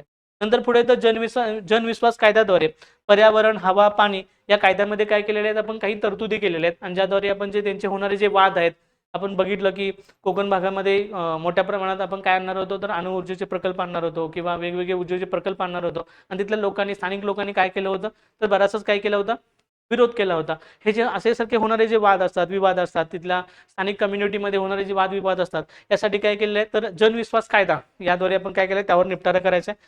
नंतर पुढं आता जे आपण ऑडिट करतो ते आपण इंटरनल ऑडिट करतो. म्हणजे काय, आपल्या देशातल्या काही संस्था काय करतात, आपल्या पर्यावरणाचं ऑडिट करतात. इथून पुढे तसं होणार नाही, तर आपल्याला एक्सटर्नल ऑडिट होणार आहे. म्हणजे काय, तर परकीय देशाकडून किंवा परकीय संस्थांच्याकडून आपण काय करणार आहे, पर्यावरणाचं किती नुकसान झालेलं आहे या अणुऊर्जेमुळे वगैरे, याचं काय करणार आहे, ऑडिट केलं जाणार आहे, असं इकॉनॉमिक्स. नंतर पुढचं मला सांगितलं त्यांनी उद्योग आणि शाश्वतता याच्यामध्ये आपण काय करणार आहे, तर सुधारणा, सस्टेनेबिलिटी आणणार आहे. आणि त्यासाठी आपण रिसायकल सुरू करणार. रिसायकल म्हणजे काय, पुनर्वापर. आपण काय करणार आहे, तर पुनर्वापराला सुरुवात करणार आहे. आणि याशिवाय आपण सिंगल यूज प्लास्टिकवर काय केलेलं आहे, यापूर्वीच बंदी आणलेले आहे. जे जास्त मायक्रॉनमधले प्लास्टिक आहे त्याचं आपण काय केलं, पर्यावरणाच्या बचतीसाठी किंवा सुरक्षितेसाठी ऑलरेडी आपण त्यावर बंदी केलेली बघायला मिळते. त्याशिवाय आपण काय केलेलं आहे, तर उद्योगांचे त्यांच्या प्रदूषणानुसार किंवा उद्योगांच्या निसर्गामध्ये करणाऱ्या नुकसानानुसार आपण काय केलं, त्यांची विभागणी केलेली आहे, श्रेणी पाडलेल्या आहेत. त्यामध्ये मग लाल असेल, नारंगी असेल, हिरवा असेल, पांढरा असेल, असे उद्योगांचे आपण काय केलेले आहेत, तर वेगवेगळे विभाग पाडलेले बघायला मिळतात. लालमध्ये असे उद्योगधंदे आहेत की जास्त इफेक्टेड आहेत, ते ग्रीन हाऊस गॅसेससाठी किंवा पर्यावरणाच्या क्लायमेट चेंजसाठी जे जास्त इफेक्टेड आहेत त्यांना रेड झोनमध्ये टाकलेलं आहे. ते शहरापासून खूप लांब असावेत किंवा त्यांचं जे सांडपाणी आहे ते आपल्या रेग्युलर पिण्याच्या पाण्यामध्ये मिसळू नये यासाठी आपण काही काळजी घेतलेली बघायला मिळते. पुढे नारंगी उद्योगधंदे आहेत, ते थोडेसे हेवी नाही, जास्त आपल्याला अपायकारक नाहीत, तरी देखील ते त्यावर त्यांच्यासाठी काळजी घेण्यात आलेली आहे. हिरवे जे काही पर्यावरणाला अपायकारक असत नाहीत आणि पांढरे जे पर्यावरणाशी संबंधित असतात असे उद्योगधंद्यांचे आपण काय केले श्रेणी पाडलेले बघायला मिळतात. त्याशिवाय खामखान नियमांचे आपण काय केलेलं आहे सुसूत्रीकरण केलेलं बघायला मिळतं. त्या ठिकाणी मोठ्या प्रमाणात मायनिंग होतं, त्या ठिकाणची मोठ्या प्रमाणात मातीची धूप होते किंवा माती वाहून नेली जाते, अथवा डोंगररांगांचं काय केलं सपाटीकरण केलं जातं, जंगल तोड केली जाते. या ठिकाणी मग काही आपण नियम बदललेले आहेत, त्यामध्ये आपण ती कंपनी ते जंगल तोडणार आहे किंवा सपाटीकरण करणार आहे त्यांनी त्याच्या बदल्यात काय करायचं आहे तर रस्ते वनीकरण ह्या गोष्टीमध्ये सहभाग घ्यायचा आहे. त्यांचा जो काही CSR फंड आहे तो जास्तीत जास्त त्यांनी पर्यावरणासाठी खर्च करायचा आहे. अशा अनेक नियमामध्ये आपण काय केले बदल केले आहेत. त्यामुळं क्लीन एनर्जी आणि क्लायमेट चेंज बद्दल आपण सजगता बाळगून काय केलेले उद्योगधंद्यांची रचना केलेली बघायला मिळते. आता त्यांनी पुढचा जो चॅप्टर आहे तो सांगितला त्यांनी हेल्थ आणि एज्युकेशन. त्यामध्ये पहिल्यांदा त्यांनी एज्युकेशनवर बोलले आहेत, नंतर हेल्थवर. पहिल्यांदा त्यांनी एज्युकेशन सांगितले, त्यामध्ये त्यांनी खास मुद्दा मांडलाय GER. GER म्हणजे काय, त्याला ग्रॉस एनरोलमेंट रेशो असं म्हणतो. ग्रॉस एनरोलमेंट रेशो म्हणजे काय की उपस्थिती, शालेय उपस्थिती एकूण किती आहे त्याला ग्रॉस एनरोलमेंट रेशो असं म्हणतो. तर आपण बघितलं तर आपल्या प्राथमिक स्तरावर आपल्याला काय करायचं आहे तर 100% काय करायचे नोंद करायचे 2030 पर्यंत. आपला जो GER आहे प्राथमिक स्तरावर तो किती असला पाहिजे 100%. म्हणजे प्राथमिक स्तरावरच्या मुलांचा जो सहभाग आहे शिक्षणामधला किंवा जी उपस्थिती आहे ती किती असली पाहिजे 100% असली पाहिजे. मात्र थोडंसं हायर एज्युकेशनमध्ये हायस्कूल स्तरावर किंवा कॉलेज स्तरावर हे प्रमाण किती आणायचं आपल्याला तर 50% पर्यंत आणायचं आहे. आणि याचं टार्गेट ठेवलेलं आहे आपण 2035. इथं काय 2030 पर्यंत आपल्याला हे करायचं आहे. आणि इथं GER जो 50% आणायचा आहे तो किती आणायचा आहे तर 2035 पर्यंत आपल्याला 50% GER असं आपल्याला आणायचं आहे. आता नंतर पुढे यासाठी आपण काय आणलं होतं नॅशनल एज्युकेशन पॉलिसी आणली होती. नॅशनल एज्युकेशन पॉलिसीमध्ये आपण 5+3+3+4 आपण जे आधीचं कोठारी आयोगाचं जे सूत्र होतं किंवा आधीचं जे काही एज्युकेशन सिस्टमची जी सूत्र होती ती काय केली चेंज केली. आणि त्यानंतर आपण 5+3+3+4 असं काय केले नवीन शैक्षणिक संरचना लागू केलेली बघायला मिळते. आणि यामध्ये आपण भाषेवरली असलेली प्रवीणता अंकगणित असलेली प्रवीणता काय करणार आहे चेक करणार आहे. त्यामुळे शिक्षणामध्ये थोडंसं ड्रॅस्टिकली चेंज करायचं काय केलं होतं या नॅशनल एज्युकेशन पॉलिसीनं प्रयत्न करणार आहोत आपण. नंतर पुढे ते हेल्थबद्दल आपण काय प्रयोग केलेले आहेत तर हेल्थमध्ये आपण बघितलं तर भारतामध्ये जो काही पण IMR म्हणतो त्याला शिशुमृत्यू दर किंवा बालमृत्यू दर म्हणतो, त्यामध्ये काय झाले मागच्या काही वर्षामध्ये जवळजवळ 37% घट झालेली आहे असं इकॉनॉमिक सर्वे म्हणतो. आणि याशिवाय आपली जी लाईफ एक्सपेक्टन्सी आहे ते आपण त्याला म्हणतो जीवनमानाचा दर्जा आहे किंवा आपण त्याला सरासरी आयुर्मान आहे ते जवळजवळ काय होतं तर आपण स्वातंत्र्य झालो होतो जवळजवळ किती होतं 49 वर्ष इतकं होतं, ते वाढून आता किती झालेलं आहे 70.3 वर्ष. म्हणजे 2023 मध्ये आयुर्मानाच्या ह्या काही सरासरी आयुर्मानामध्ये आपल्याला मोठ्या प्रमाणात बदल झालेले बघायला मिळतात. त्याशिवाय शहरी आणि ग्रामीण भागामध्ये जे कॅलरी कंझम्पशन होतं ते पण वाढलेलं आहे. आधी किती होतं तर 2147 कॅलरी होतं, ग्रामीण भागामध्ये ते वाढून किती झालेलं आहे 2212 कॅलरी झालेलं आहे. आणि शहरी भागामध्ये 2123 कॅलरी होतं ते 2240 कॅलरी झालेलं आपल्याला बघायला मिळतं. म्हणजे कॅलरी कंझम्पशनमध्ये देखील मोठ्या प्रमाणात वाढ झालेली बघायला मिळते. त्याशिवाय सरकारी काही उपक्रम राबवले होते का तर हो उपक्रम राबवले होते. आपण जवळजवळ 42.78 कोटी लोकांना आपण काय केलं आयुष्यमान भारत कार्ड प्रोव्हाइड केलेलं आहे. याशिवाय आपण फक्त शारीरिक आरोग्य लक्ष न देता मानसिक आरोग्य यावर देखील लक्ष दिलं आणि त्यासाठी काही आपण प्रोग्राम पण सुरू केले आहेत. त्यामध्ये ई-संजीवनी असेल किंवा टेलिमानस असेल यासारखे काही प्रोग्राम आपण काय केले ते सुरू केलेले बघायला मिळतात. याशिवाय आपण जवळजवळ 1.8 लाख प्लस इतकी काय केले आपण आयुष्यमान आरोग्य मंदिर उभा केले आहे. त्यामध्ये लोकांना काय म्हणजे जवळजवळ 506.50 कोटी लोकांना काय केले आपण म्हणजे 50.6 कोटी लोकांना आपण काय केलं तिथं मोफत उपचार दिलेले बघायला मिळतात. नंतर ना पुढचं जे बघायला मिळत होते म्हणजे काय तर रोजगार एम्प्लॉयमेंट आणि कौशल्य विकास. म्हणजे हा 12वा चॅप्टर आहे रोजगार आणि कौशल्य विकास एम्प्लॉयमेंट अँड स्किल डेव्हलपमेंट असं त्याचं नाव आहे. आता यामध्ये जो काही बदल झाले आहे सगळ्यात महत्त्वाचा बदल आहे तो म्हणजे भारतामध्ये जुने कामगार कायदे किती होते 29 जुने कामगार कायदे होते ते एकत्रित करून आपण किती कामगार कायदे बनवले जवळजवळ 4च नवीन कामगार कायदे का कामगार संहिता बनवलेल्या बघायला मिळतात. एकूण 4 कामगार संहिता बनवलेल्या बघायला मिळतात. यावर एखादा क्वेश्चन विचारला जाऊ शकतो. आता बनवल्या होत्या आधीच परंतु लागू कधी झालेल्या आहेत तर 21 नोव्हेंबर 2025 पासून या कामगार संहिता लागू करण्यात आलेल्या आहेत. त्यामध्ये पहिली कामगार संहिता आहे वेतन संहिता, दुसरी येते सामाजिक सुरक्षा संहिता, नंतर येते औद्योगिक संबंध संहिता आणि तिसरी येते म्हणजे व्यावसायिक सुरक्षा संहिता. अशा 4 संहिता आपण काय केल्या 29 कायद्यांचे एकत्रित करून केलेल्या बघायला मिळतात. यामुळे काय झालेलं आहे तर याचे फायदे आणि याचे परिणाम काय झाले होतील बघा असं म्हणता येते की यामुळं RBI SBIने एक रिपोर्ट काढला होता. SBIच्या रिपोर्टनुसार असं म्हणतं की जवळजवळ 77 लाख नवीन रोजगार निर्माण होतील या सगळ्यांच्यामुळे. हे जे काही बदल केले त्यामुळं 77 लाख नवीन रोजगार निर्माण होतील. नंतर महिलांचा सहभाग काय होईल वाढेल कारण या कामगार कायद्यामध्ये आपण जे 17 उद्योगधंदे होते की ज्यामध्ये महिलांना काम करायला बंदी होती ते बॅरिकेडर्स आपण हटवलेले आहेत. आणि रातपाळीला जी बंदी होती महिलांना ती देखील हटवलेली आहे. त्यामुळे महिलांचं यामध्ये सहभाग वाढेल. नंतर यामुळे उत्पन्न वाढेल आपल्याकडे इन्कम वाढेल असं इकॉनॉमिक सर्वे म्हणतो. याशिवाय कौशल्य विकासामध्ये काय होणार आहे, बदल होणार आहे, हे देखील इकॉनॉमिक सर्वे म्हणतो. आता बघितलं तर आपण त्याला आपण LFPR असं म्हणतो, लेबर फोर्स पार्टिसिपेशन रेट असं म्हणतो. बघा, श्रमशक्ती सहभाग दर एप्रिलमध्ये किती होता, 55.6 इतका होता. तो वाढून किती झालेला आहे, तर 56.1 इतका झालेला बघायला मिळतं फायनान्शियल इयर 2026 मध्ये. आणि बेरोजगारीचा जो दर होता तो 5.1% होता, तो कमी होऊन किती झालेला आहे, तर 4.8% इतका झालेला आहे, असं इकॉनॉमिक सर्वे म्हणतो. नंतर पुढे येतं की महिलांचा सहभाग, महिला सक्षमीकरणावर इकॉनॉमिक सर्वेने एक भाग दिलेला आहे. बघा, महिला सक्षमीकरणासाठी जे काही श्रमशक्ती आहे म्हणतो आपण त्याला labour force participation rate LFPR, यांच्यामध्ये महिलांचा जो सहभाग आहे तो मोठ्या प्रमाणात वाढलेला आहे, इकॉनॉमिक सर्वे म्हणतो. बघा, 2017-18 मध्ये महिलांचा जो श्रमशक्तीमधला किंवा लेबर फोर्स मधला जो काही पार्टिसिपेशन होतं ते होतं 23.3%, ते वाढून किती झालेलं आहे, 41.7% झालेलं आहे. नंतर पुढं जो बेरोजगारीचा दर आहे, अनएम्प्लॉयमेंटचा रेट आहे जो महिलांचा होता तो किती होता, 5.6% इतका होता, तो कमी होऊन किती झालेला आहे, तर 3.2% झालेला आहे, इतका झालेला बघायला मिळतं. नंतर पुढं आता महिलांचा सहभाग वाढण्याची सगळ्यात महत्त्वाची कारणे किंवा सगळ्यात महत्त्वाचे जे प्रयोग होते त्यामध्ये होतं की कायदेशीर आणि धोरणात्मक केलेल्या सुधारणा. मग सांगितल्याप्रमाणे 17 जे काही राज्यांनी घातक उद्योग म्हणून घोषित केले होते आणि ज्यावर महिलांना काम करायला निर्बंध होते ते हटवण्यात आलेले आहेत. आणि रात्रपाळीची काय करण्यात आलेली आहे, तर महिलांना परमिशन दिलेली बघायला मिळते. त्याशिवाय कौशल्य विकास आणि शिक्षणावर जास्त भर देण्यात आलेला आहे. सर्व क्षेत्रामध्ये महिलांना काही आरक्षित जागा ठेवण्यात आलेल्या आहेत, त्यामुळे इंजिनिअरिंग, IIT असेल, MIT असेल, यामध्ये महिलांचं जे प्रमाण आहे ते वाढलेलं बघायला मिळतं.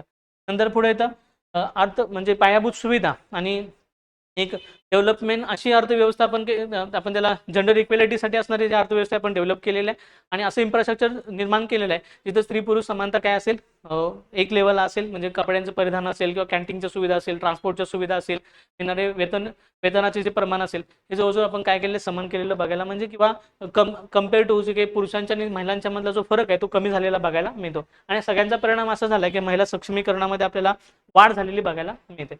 नंतर पुढचा जो भाग सांगितलेला आहे तो म्हणजे कौशल्य विकास, कारण एम्प्लॉयमेंट आणि कौशल्य विकास, त्यामध्ये कौशल्य विकासासाठी आपण काय केलंय, तर ITIचं काय केलेलं आहे आपण सक्षमीकरण, जवळजवळ 1000 ITI आहे का.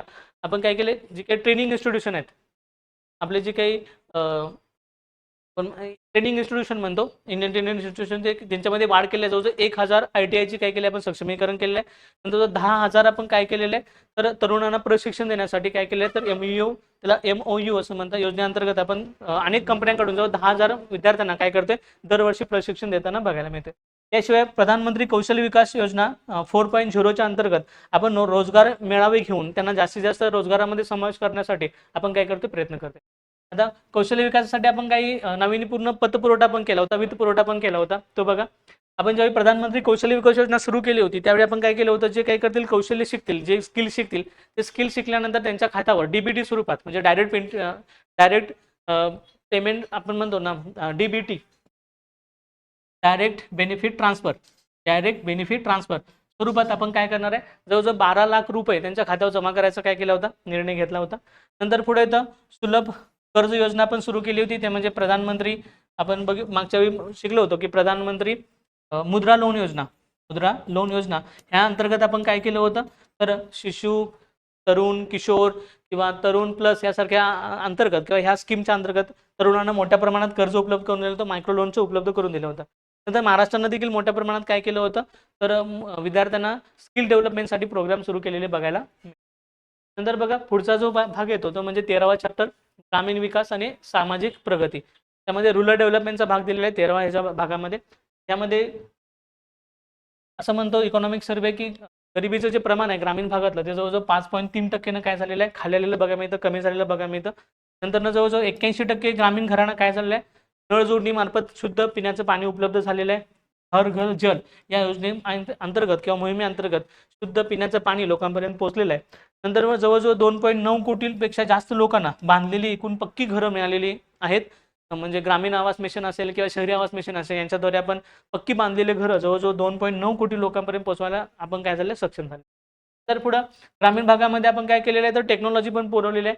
तर त्यासाठी आपण 2.76 कोटी लोकांना, म्हणजे ग्रामीण भागामध्ये 2.76 कोटी लोकांना आपण काय केलं, मालमत्ता कार्ड, प्रॉपर्टी कार्ड बनवलेलं आहे. ड्रोनच्या द्वारे किंवा सॅटेलाइटद्वारे आपण काय केलं, त्यांच्या मॅपिंग करून, त्यांच्या शेतीचं मॅपिंग करून त्यांच्या शेतीबद्दल असणारं जे काही प्रॉपर्टी कार्ड आहे ते आपण काय केलेलं, त्यांना प्रोव्हाइड केलेलं आहे.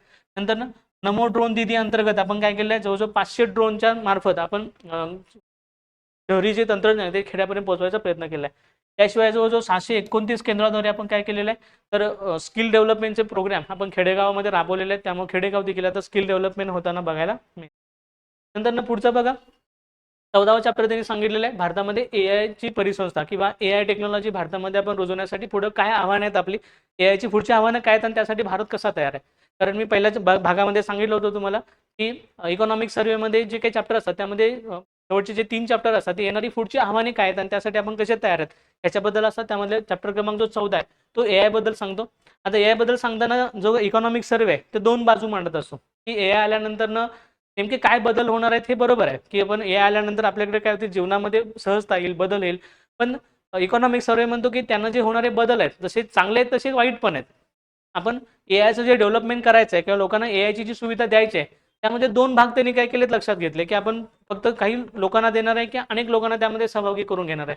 फक्त काही लोकांपुरतं ते मर्यादित असणार आहे, काही टेक्नॉलॉजी पुरतं मर्यादित असं की सगळ्यांना पण त्यामध्ये समावेश करून घ्यायचा आहे. याचा फायदा फक्त मुठभर लोकांना होणार आहे की हे तळागाळामध्ये सर्वसमावेशकतेसाठी आपण याचा वापर करणार आहे. यासाठी त्यांनी काय केले, त्याची मांडणी करताना frontier versus application, scale versus समावेशकता, प्रोप्रायटरी वर्सेस ओपन सोर्स, तर पुढे येतं डेटा सेंटर स्केल विरुद्ध स्थानिक कम्प्युटर आणि नियमन विरुद्ध नवनिर्मिती, असं काय केलं त्यांनी, त्यांचे विरोधाभासामध्ये हा भाग दिलेला आहे.